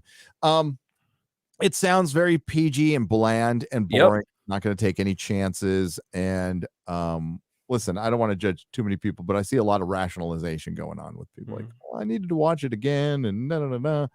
Hey, that's fine. Nothing's going to change though. Just so you know. And like again, make the decision on your own. But I am of the opinion, it's simply my opinion, that this is the best you're going to get. You're going to get some callbacks, definitely some cameos that are going to get you really excited. But if for that substance you're looking for, that's been missing from Star Wars for decades now, you're not going to get. Yeah, you're not going to get because the people the responsible for it aren't around, and it's not just George. Sorry, go on. Yeah. Well, I was gonna say about Boba Fett, the way like the characterization, he's so not Boba Fett. Like whenever Darth Vader is walking across that bridge, passing all of those bounty hunters, he turns to Boba Fett and says, "No disintegrations." So it's not like we all made this up in our head. It's not headcanon that Boba Fett's a badass. Boba Fett talks shit straight to Vader's face. He was like, "Hey, I've got a job. I need him alive. He's worth a lot to me, alive. I need him alive." He's not afraid to talk to Darth Vader. So this guy, Boba Fett, what we've gotten from the movies, not headcanon stuff that I think a lot of people are assuming, people that have a problem with this, it's not headcanon. It's in the movie. Sure, there's other books and stuff, and then it goes more into it, but the stuff that we do have solidified in the films, he is a tough disintegrator. He turns and kills people. Okay, so he's not gonna. Hey, whenever there's a fight at the end where these ninjas show up and try to kill him and Finnick, and they kind of kill all of them, or mostly, I guess, or they run away. And then several of them run away, and Finnick takes off because he's Beta Fett and he can't chase off himself. So she goes and chases him, and he says, "Wait, keep him alive." And I'm like, no, Boba Fett would turn and say, disintegrate them. Yeah. Like, that's just not him. And yeah, it's Beta Fett because it's just this soft grandpa, soft-hearted Boba Fett. And it's like, we just saw him in, this is not too far removed from Return of the Jedi. Yeah. This is like a year, 2 years, 3 years, I think, or something. I can't remember the timeline because I don't give a fuck. Sorry, but yeah, this is not that far from. Well, he shows up in From Mandalorian, which is 5 then. years after Return of the Jedi. Okay, so yeah, it's not that long. So all of a sudden, this complete turnaround to I'm gonna rule with respect. And respect. it's just people that don't know Star Wars, man. I don't understand how it's not hard to know Star Wars or to find somebody that knows Star Wars. Like we've said it a million times. Like you can go, I'm sure the vast majority of our audience right now know Star Wars more than the people that are making Star Wars right now. Yep. It baffles me that a massive company will buy a property that's so massive like Star Wars and then just employ people that don't know Star Wars. Because the message has to come first, buddy. Right. Yeah. The message has to come first. The message. The message. Lord Nelson for $6.99 Canadian says, watching Boba Fett, I recall, I read that one. Former Californian living in South Carolina. South Carolina is very diverse and no more racism here than anywhere else. Boba show was boring, lead, but interesting EU sprinkle. Boring with interesting EU sprinkles, says Space Monkey 0899 for $4.99. And I'm sure they're going to do that. They're going to do that to draw you in. It's what Eric July coined correctly, nostalgia bait. I'd say the only difference with Spider-Man No Way Home is they made the nostalgia bait an integral part of the story. And you can't forget the villains too in that. But that's going to be an anomaly. Flash is going to be a disaster. Yeah, that's gonna be a disaster. Oh, that rumor is just brutal. Man, that's got Jar Jar all over it. It does. Modalicious for $5. I was going to say Jeremy looks like AIDS Ron Howard, but now Ron Howard looks like AIDS Jeremy. Still an albino Klingon kapla. Uncle Guns for $2 says book a boo-boo farce. No thanks. I'll pass. Hail. And I will too. Gerald Armstrong for $5. Dude, it's freed up my time. I don't care. It can do what it wants. I'm glad you guys aren't watching it either, so I don't have to. I was like, oh, man, I gotta watch this crap. No, I might make you watch some other crap, but like Peacemaker. It looks like oh yeah, that's gonna be crap too. Gerald Armstrong for $5. Democrats are lucky they don't live in Kazakhstan. No, they are lucky. Case Fritz for $4.99. Hail 49 Tights. Love you all. Love me some BBC as well. Said that for the as smirk chuckle. I'm glad I found you guys. Haven't missed a Friday since. Cheers. Thanks. I love BBC too. BBC is going to be on my channel on this Tuesday. And Nina's part of the show. Damian Taylor for $5 Australian. This is for the X-Ray Girls Sailor Mars intro. LOL. By the way, my dad was arrested for not wearing a mask, fined $5,000 and assaulted. Ooh, what? He has a mask exemption. Damian Taylor, email me the deets. Gary at nerdrotic.com. Wow. Fucking Australia. We have a lot of Australians here. And usually when I do these late night ones, I think it's like afternoon or daytime in Australia. So we get a lot of Australian viewers. Java Bean being one of them. And we've exchanged some emails and he's told me some of the horrific shit that's going on there and what they're up against. Yeah. Oh. They put out, you watch that video of that chick like dancing around. I got my blue wristband so I can go outside in the yard for an hour and see the sun. Yay. It's like propaganda. Like, I'm happy to be in prison. Like, what? Fucking A. I look back at those days where we were really locked down, those first 2 weeks when they shut Yeah. everything down in San Francisco. Surreal, man. It was terrible. I remember I had to go out on walk jogs for the first time in a long time. And I remember running around my neighborhood, and it was while the riots were going on. And Mm-hmm. yeah, it was sketchy. It was the first time it felt sketchy. And I'm like, oh, that's when I decided that's when I went back home. Mm. And I said to Melissa, I'm like, listen, I've got your back. You want to open this thing? You want to open your business back up? Okay. But if you're willing to pull the plug, let me know and then we'll be the fuck out of You're here. like, because I'm down to leave. Yep. And once she decided that we're fucking done, she said, no, we're done. We're moving. We decided we're moving out of San Francisco immediately. And it was insane. We're like, Yeah. we're going to go rent a house in San Diego. Fuck this. Because at least San Diego was somewhat free at the time. Our parents, her dad was still alive. And our thought process was, my mom is not doing good and wasn't doing good then. It's like, let's be near our family. Let's kind of circle our wagons right now. And glad we made that decision because San Francisco never really opened back up. I mean, when I went back up there for the first time in a year, I went to a couple comic shops and they were fucking curbside only still. Wow. We're 2 years into this shit. It really does kind of baffle me whenever I hear stories from people that, because I've been in Texas this whole time. We were locked down as much as everybody else was, but only for about a couple months. And then we opened back up halfway, and then we kind of slowly just kind of go, okay, now it's time to open up. And I mean, that was like a year and a half ago.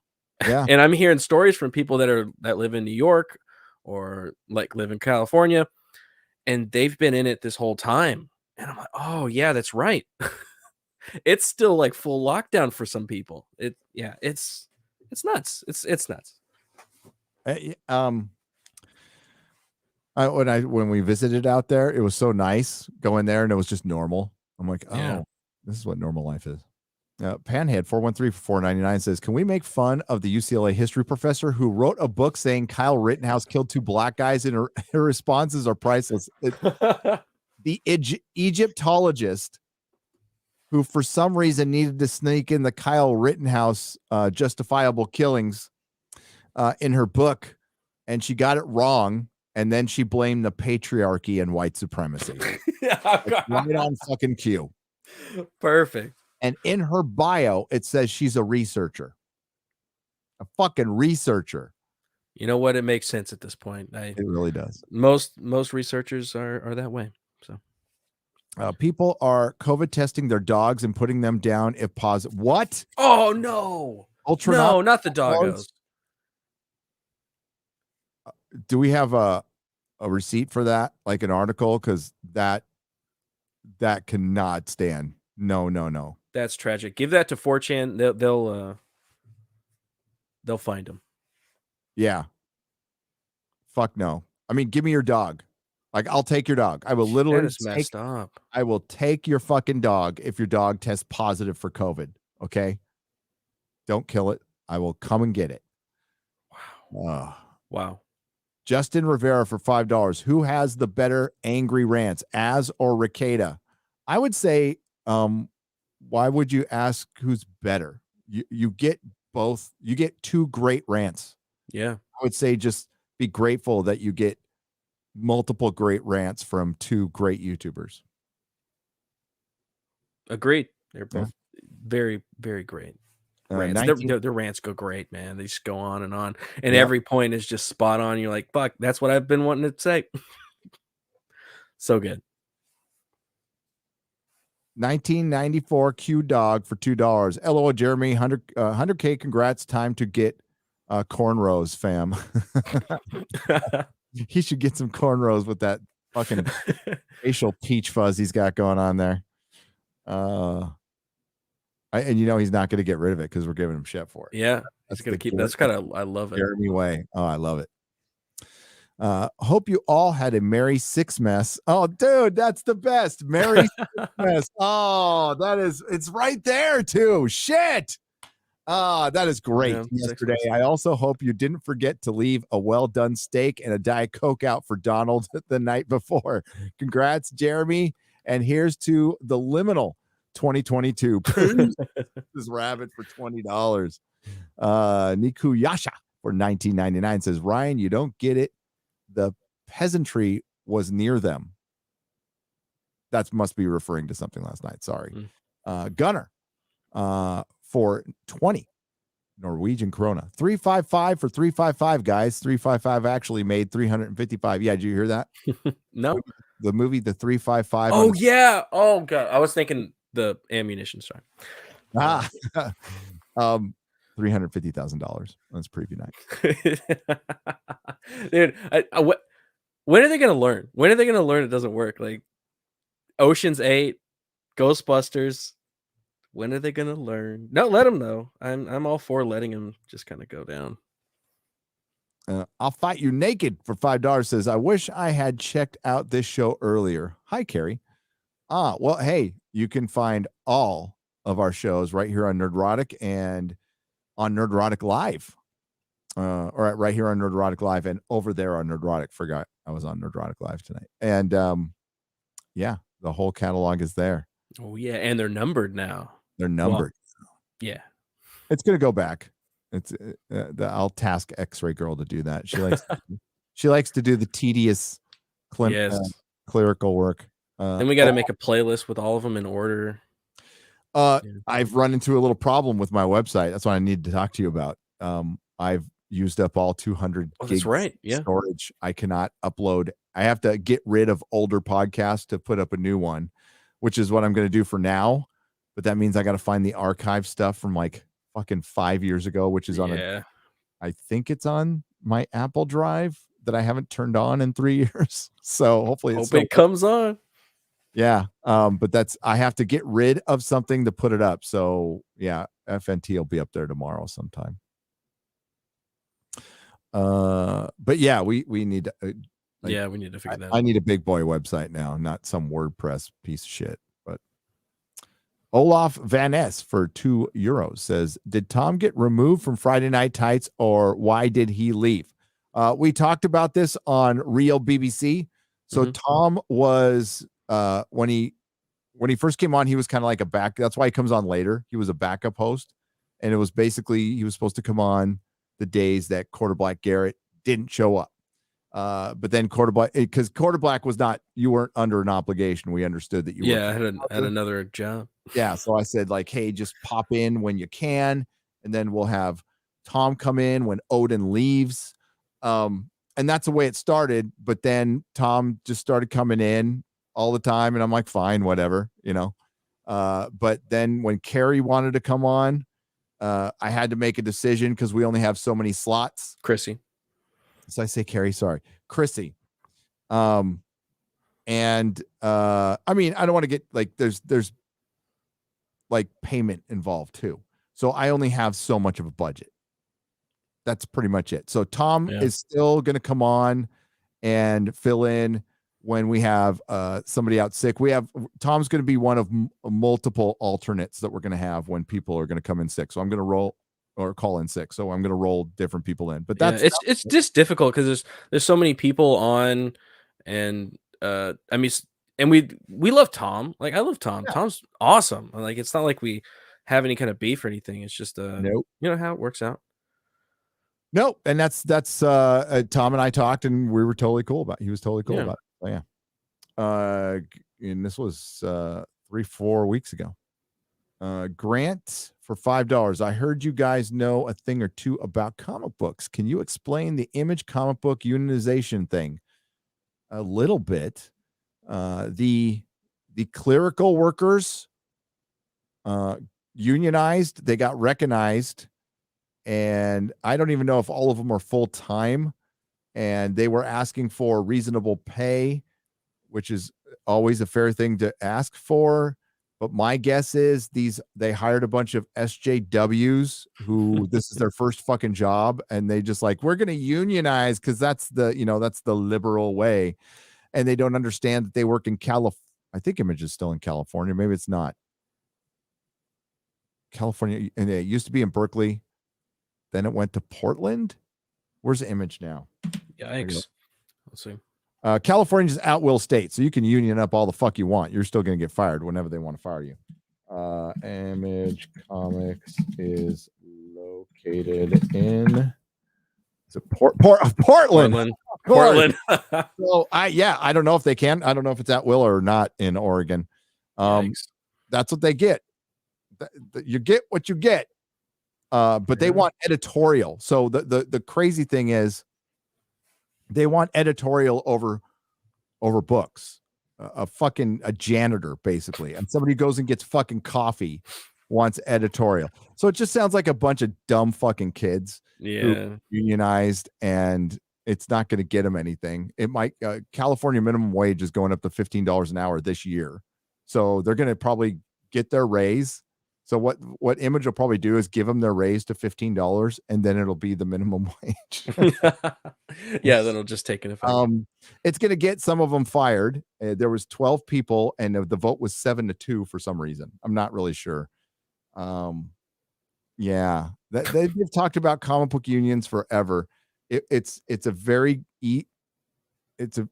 quick way to get fired in the comic book industry. There isn't enough money to have something like a union. Okay. Especially not now. Yep.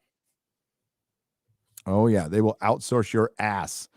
Grant for $5. Oh, I read that one. I just want to say I found you guys like 5 months ago and just wanted to say thank you guys for helping me get over my aunt's death by remembering to have fun and not take life too seriously. Exactly. Love you guys and keep it going. Eric Sanchez for $19.99. Thank you. And I'm sorry about your auntie. Yeah. And if we can help in any way, put a smile on your face, then that's brilliant. Spider Claw 74 for $5 says, congrats to Jeremy on his milestone. I guess I'll not give Ryan crap about rage quitting on Sunday and just say hi and hail Friday Night Tights. Oh, I'd still give Ryan shit. I mean, come on. Always give Ryan shit. I would always default to that position. Yes. Chuck Murphy of the Riminal Order, or Cuck Murphy. Sorry, Cuck Murphy of the Riminal Order for 100 Hong Kong pesos. Hello from, it's Croatian pesos. First time super chatter. Ooh. Just wanted to make you laugh. Scream name as you make me laugh every Friday night, Tights. Thank you for Friday night for being here and helping us stay sane. Hail Friday Night Tights. Hail the fellowship. Hail to you, Cuck Murphy of the Riminal Order. Hail. Oh yeah, I forgot. Was Ricada going to stream tonight? Because I got to get him back. He super chatted us last night. It was pretty funny. I was going to get him back. Nice to see Carrie back, says JS Pena for $1.99. She is always good. Yeah. I mean, everything she says, every fucking live stream she's on, every show she has on Unsafe Space, she's bringing something new. She's informing you in a way that not many prognosticators or commentators are able to do. What she does is very unique, and she is one of those cases where she came from the left and went to the right, but it's not a fucking scam or grift with her. Yeah. It's passion. She would do it for free. She does it for free in a lot of cases. She's on a mission. She's on a real mission, like some of us around here. And she's like last night, she had a great quote that should go on a t-shirt, man. She just dropped it. She's got so much knowledge and going through the transition of being a SJW. It's like she knows the trenches over there. So when she comes over here, she knows what she's talking about, and she's got so much knowledge. She just kind of just drops stuff, just great quotes. And she didn't even realize. She was like, oh yeah. I was like, did you get that from somebody? Just brilliant. Identity is a cheap substitute for character. Yep. Brilliant. And the biggest change I could talk about is, fucking 10, 12 years ago in San Francisco, I could talk to people, and San Franciscans weren't all like all Republicans should die and they're all Nazis. That wasn't like that at all. They understood that they had some basic disagreements on things like healthcare and stuff, but they were, most of them, the vast majority of people are willing to talk, right? Yeah, there are some wackos in fucking San Francisco for sure. It's known for it.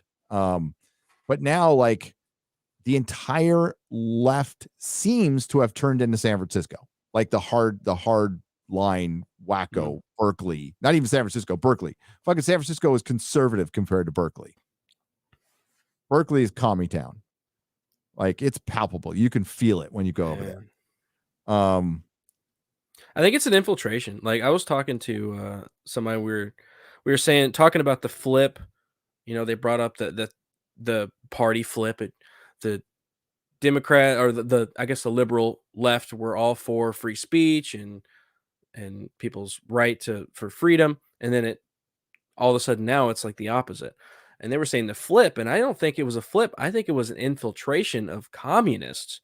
Communists had enough of a ideological agreement with liberals that liberals just took them right in. And then now everything, like a disease, like a symbiote, right? It just takes over, and now it's like almost the entire left now. That's why you have so many people that used to be liberal that are now like, hey, what the heck's going on? Like the polls have moved because these communists have come in and completely changed their party. And now they don't feel like they're Democrats or liberals anymore, because the word liberal is now means something completely further to the left than they would even think. Yep. Pro-authoritarianism. Yep. And Carrie said that too. Yep. That's the one thing she really got through to me, is like, it's not even right and left anymore. It's, you're either for authoritarianism or you're against it. It's a much better way to frame it. Period. And the response is always Nazi, bigot, misogynist. Fucking shut up. Big gulps, huh? All right. Well, see you later. Says Saxon Ross for $19.99. From 7-Eleven? Big gulps, okay. No, that's not what they were talking about. They were talking about it got pretty sick at some points in the show last night. It went. Maybe I missed that part. It's Carrie. It's not. It's Chrissy. I keep on blaming Carrie with Chrissy stuff. Sorry. It's 2:00 in the morning. Jeff Tucker for 10. We're almost done. It ends at 172. 172. That's fucking amazing, man. Like, you guys are so cool. Amazing. It's so fucking cool. We are we're lucky. We're lucky. Yeah. I mean, we worked hard too, but we're also lucky to have a great group of people in the fellowship. That's what I love about this show. It's about all of us, like, hanging out and talking, and that includes the chat. So, like, a lot of the show is how we bounce off of the chat and what you guys are saying, and keeping this kind of whole thing going around. So that I love the chat, man. Yeah. It's so good. So many cool people. I'm very hesitant to say things like our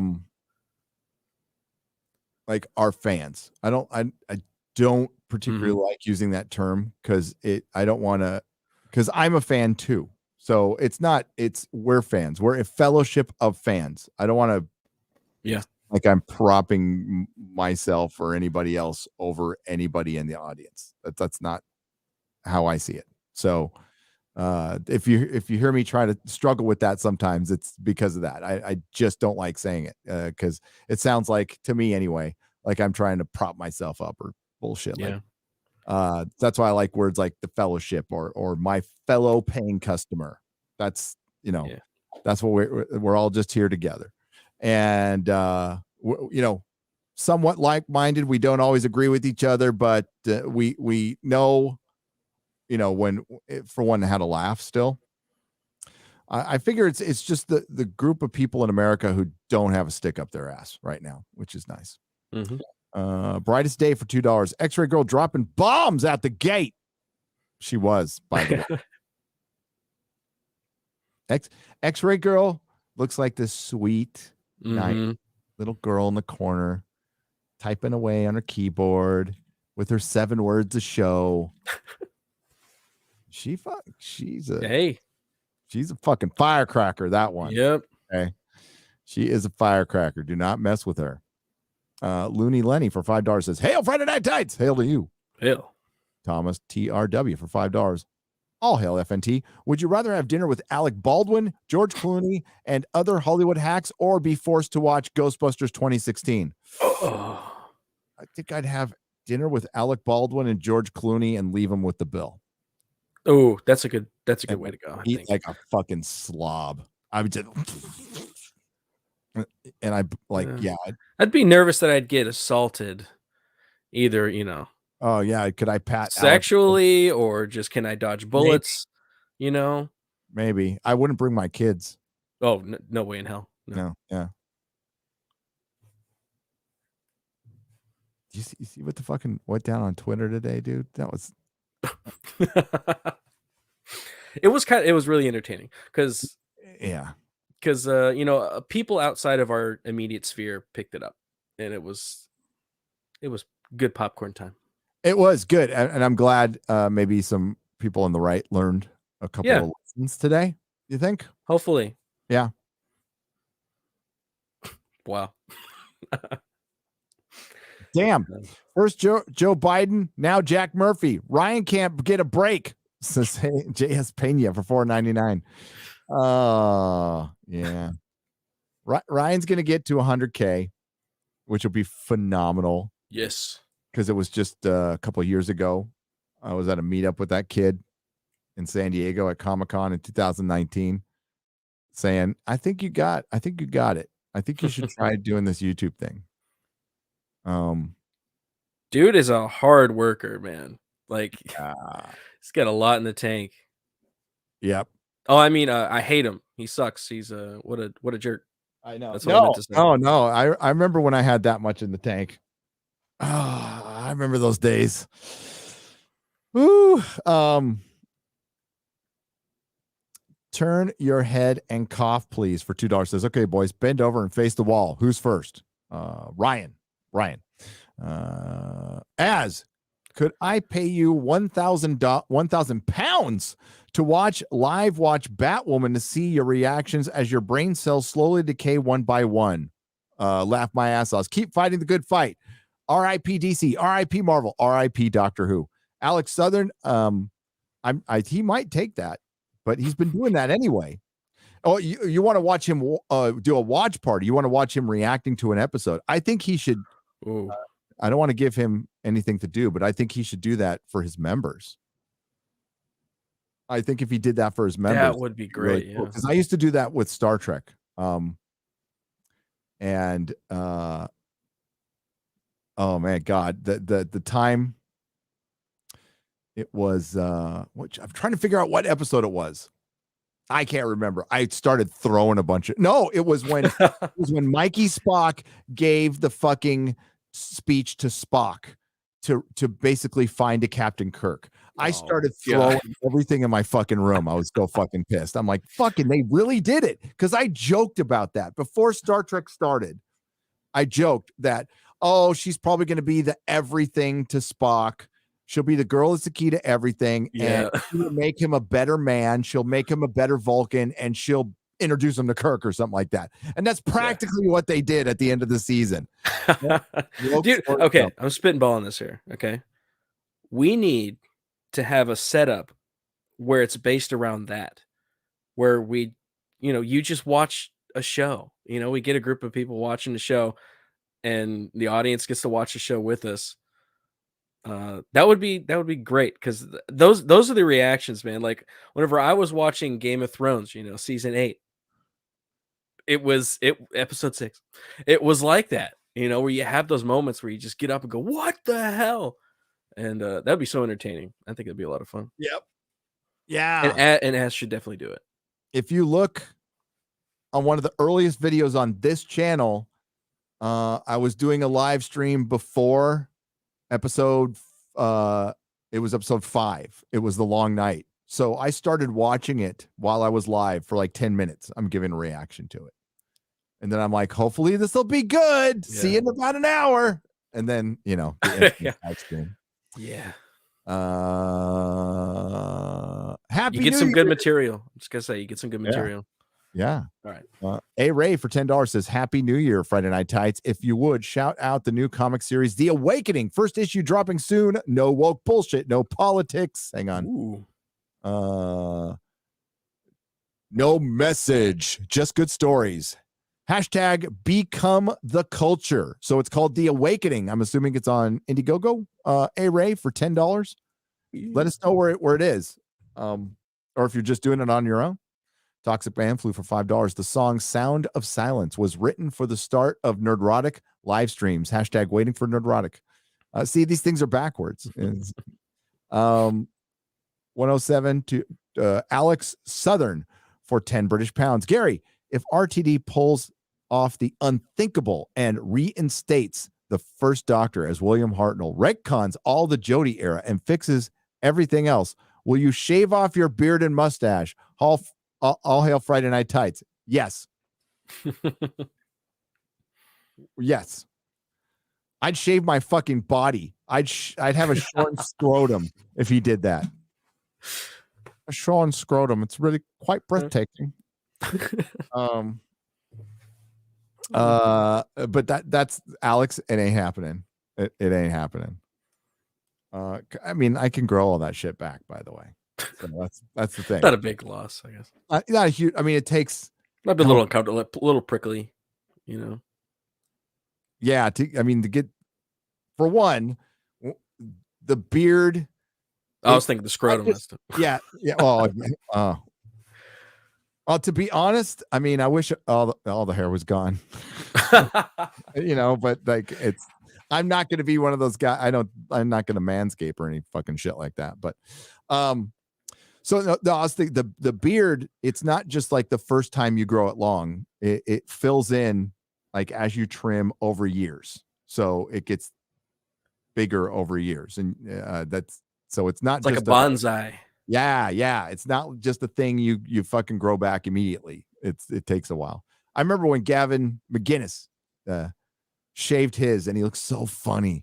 Yeah, I'm he like, did. Dude, do not shave your beard. I think he's got it off now. Did he shave it again? I think he trimmed it short, right? Yeah. Because I'll trim it short eventually. I'll stop doing the long thing someday. Gavin's a cool dude, man. I want to get him on. I don't know. I don't think Friday Night Tights is right for him.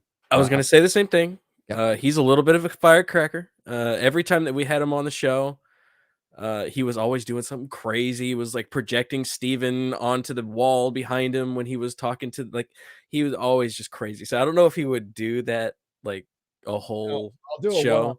I would do a one-on-one. You definitely should. Oh my god, he's and I would love to talk to him about punk rock for an hour. So yeah, and politics. And yeah. So we don't want to spoil too much what we have planned, but we got some plans. I started designing the office a little bit. Nice. And I'll get that to you. And I haven't bought the shit yet because I was waiting for them to wire the room, which they did today. So we have outlets on both sides of the walls now. Our house is a hot mess. There's no kitchen, there's no downstairs bathroom, the pool's broken. They're gonna fix the pool, and we got a media room going in so I'm gonna have like a screen that drops down, and my wife got that for me. Like that's a little present for me. So we're gonna have a fucking theater. So we're gonna have like a little area for our guests. Eventually we're gonna like bring guests to the house, like kind of like Tim does, except I'm not a compound. I was gonna say it's just a commune. You start planting crops in the background and having chickens. No chickens or anything like that. No, but we're gonna have like an arcade and a waiting room where you can play video games or watch a movie or eat or whatever before you get on the show. And yeah, it's gonna be fun. Can't wait. Yeah.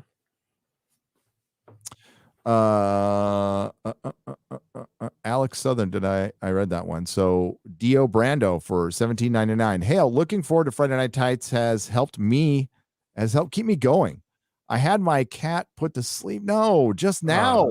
In loving memory of my What's up with all the pets going down? I don't like it. Yeah, this is sad. My bullish, muscular, lovely boy who tried so hard to talk all the time, but just couldn't. Oh, poor thing. It's a bummer. But couldn't form words. Dio, hail to your cat. Hail. Thank you for the $17.99. It's probably fucking around with my cat up in cat heaven. My cat died a long time ago, though. Zorro. He was a good cat.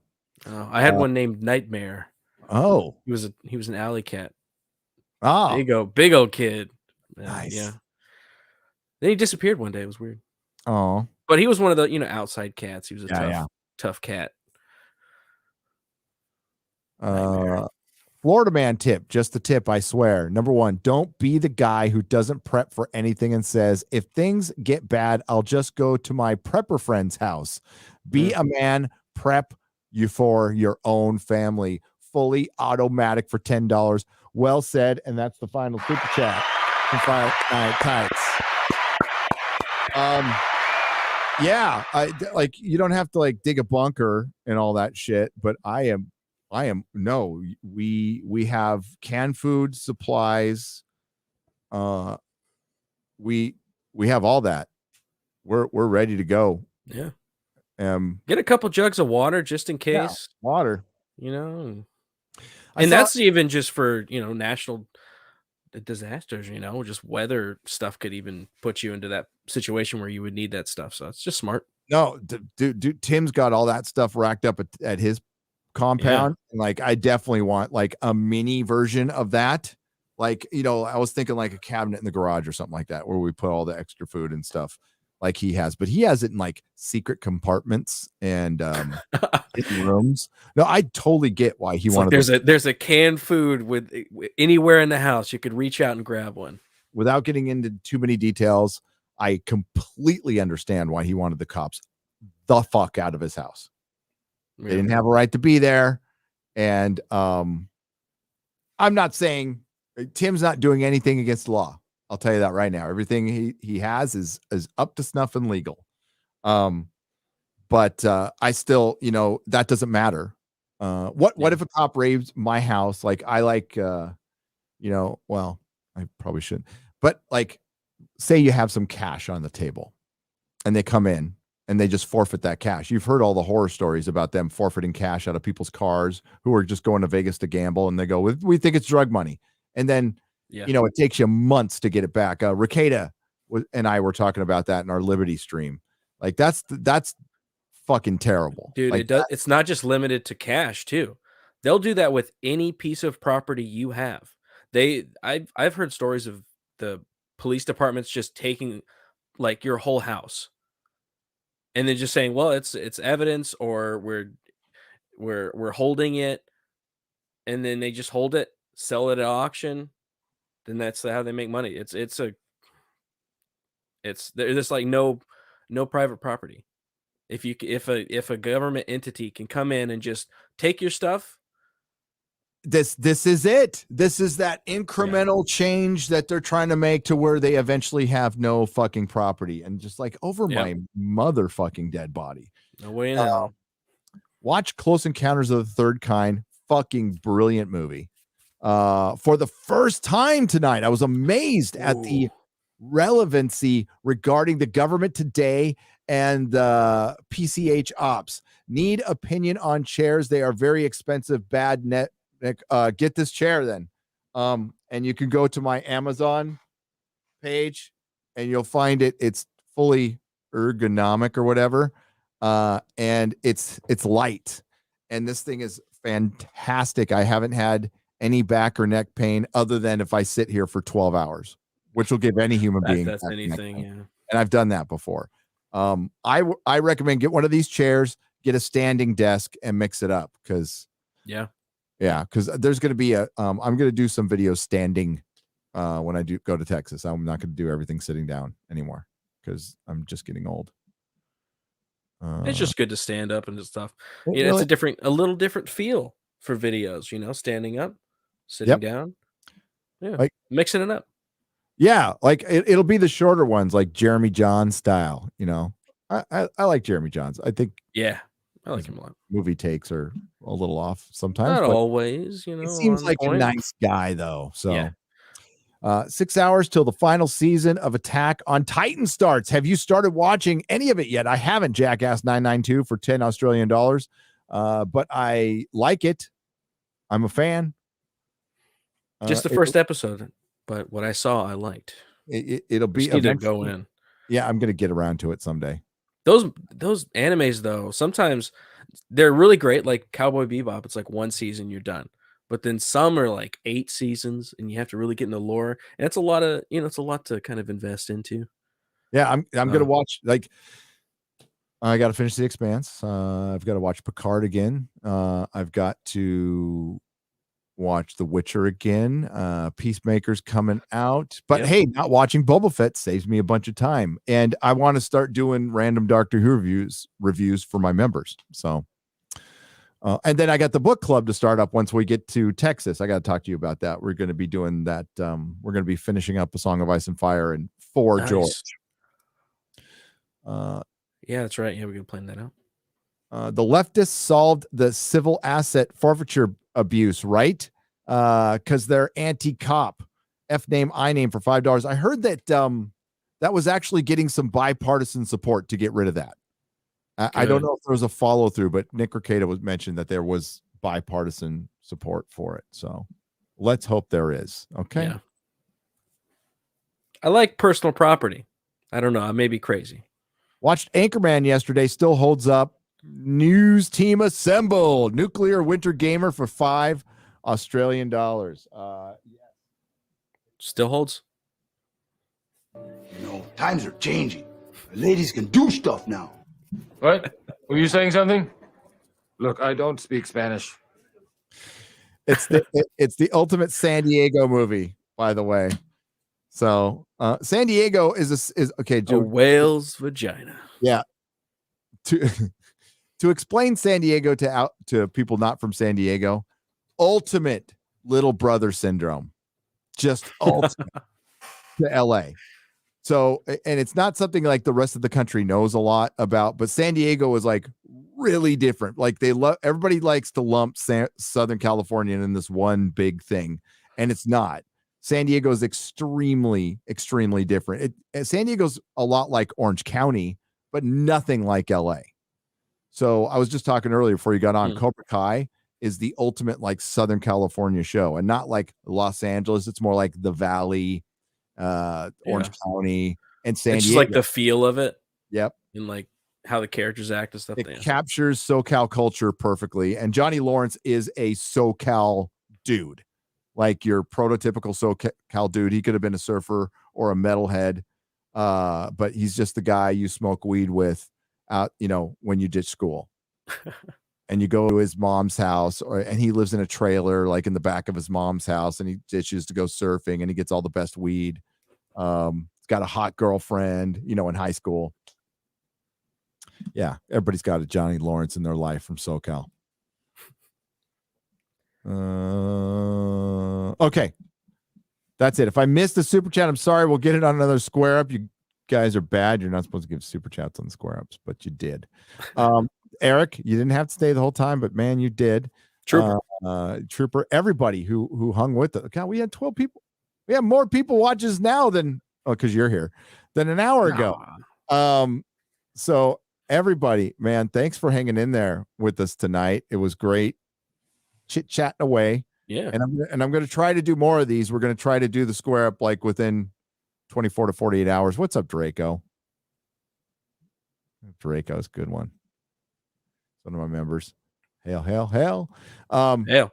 Yeah, I'm going to try to do them, Saturday night, especially Saturday's usually my day off. I'm going to be recording. Poor Perry's going to be busy this week. So you want to tell the nice people out there where to find you? Oh, well, you could find me on my channel. I have an Odyssey and a YouTube channel. spelled just as you see on the screen now. And you can also follow me on Twitter and Minds and Instagram. Yeah. And I'm going to try to get a getter. Everybody's telling me to get it, so I'll probably jump over there. The interaction there is decent. Yeah. It was like crazy the first day, when everybody was going over there. Now it's kind of cooled off a little bit, but I got like 3,000. Perfect timing for me to get one. Nobody cares about me. Oh, shut They're like, up. well, you missed the boat, man. I got 3,000 followers in 2 days. So that's pretty good, right? Nice. But the tweets and the whatever they are, the getters, for the most part, get the same interaction as Twitter, outside of the one that blows up once in a while, right? Which Right. I don't Twitter care. is just it's like whatever. I put no thought into Twitter at all. Like Twitter is the place I'm like, I don't hold back, guys, on YouTube. I'm strategic though. I pick my battles because I'm old and wary, and I'm just not going to go half flung into everything. I'm not Ryan. So I'm gonna think about shit, and maybe that makes me too cautious, but like Twitter, I don't give a fuck. I'll say stuff that I might regret later. I don't put any. You're way more strategic on there though than I am. Like every time you tweet, it's something very like poignant almost. I feel like from the audience. Thanks. It's like you just drop it in and it's like perfect and you walk away. But you ever get those things where you just think of something weird? Yeah. And well, before Twitter, I would just not do anything with those. And then now I have Twitter, so now I tweet. Oh God, it goes out and I walk away, and it just just kind of what happens, man. Yeah, well, I did that recently, like with the whole like when I said it, when you collaborate with somebody on the internet, it's a crapshoot. Right. Yeah. I was making a Jack Murphy joke because he put something up as crapshoot, but everybody's all, "Who are you mad at?" And and I got messages from people. I'm like, it was a joke. It was a joke. I think that was the perfect tweet, by the way. It was very well crafted, just enough intrigue. Hey, well played. I got this today.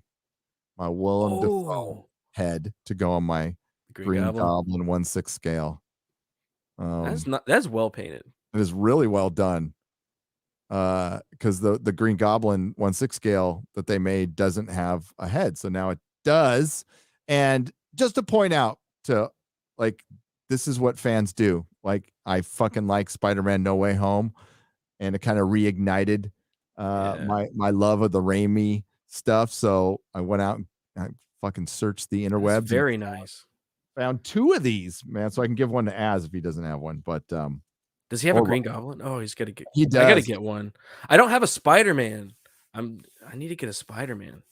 Which one do you want? Do you want as classic as possible? What I would love, they've been doing, Hot Toys have been doing the releases of the different Spider outfits from the game.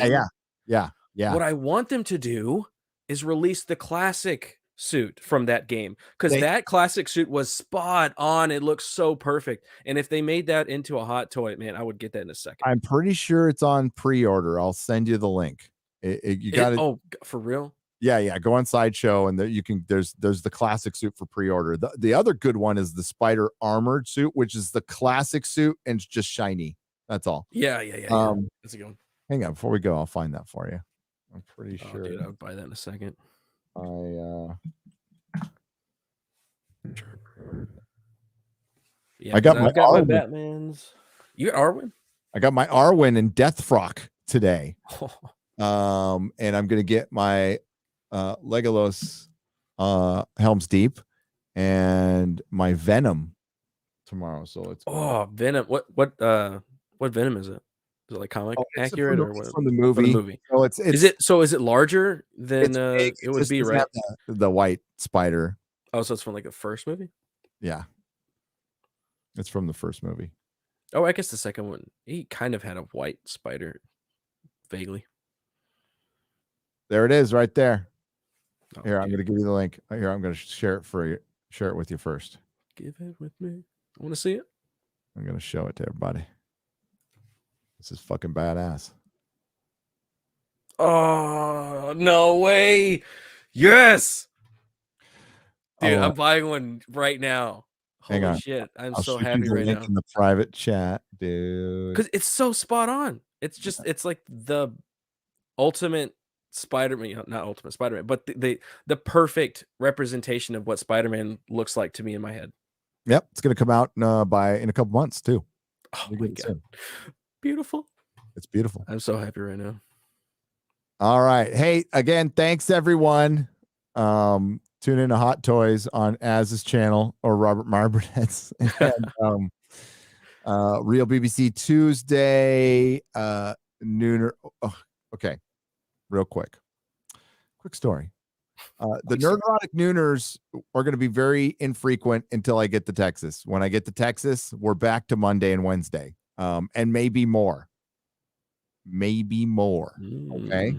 So, but they will be back. But until we get to Texas, I've got to kind of put a priority on videos over live streaming. So if I get a video recorded in time and get it off to Perry, then I'll do a nooner on Monday.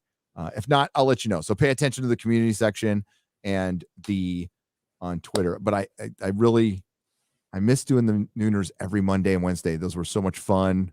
And so they will be back when the studio is up for sure on a consistent basis. And now that I've got lots of very, very talented and knowledgeable help, this should Perry Chan? Shut up, you. And Perry. You know it's right. You and it's Perry true. and Stray Girl, it's all I need. And my wife, of course, the CFO of Nerdrotic. Oh yes. The chief financial officer. So yeah, that's what's up. But in the meantime, everybody have a great night, great morning, wherever you are. And we'll see what happens tomorrow. Good night. Not all who wander are lost. And may the wings of liberty never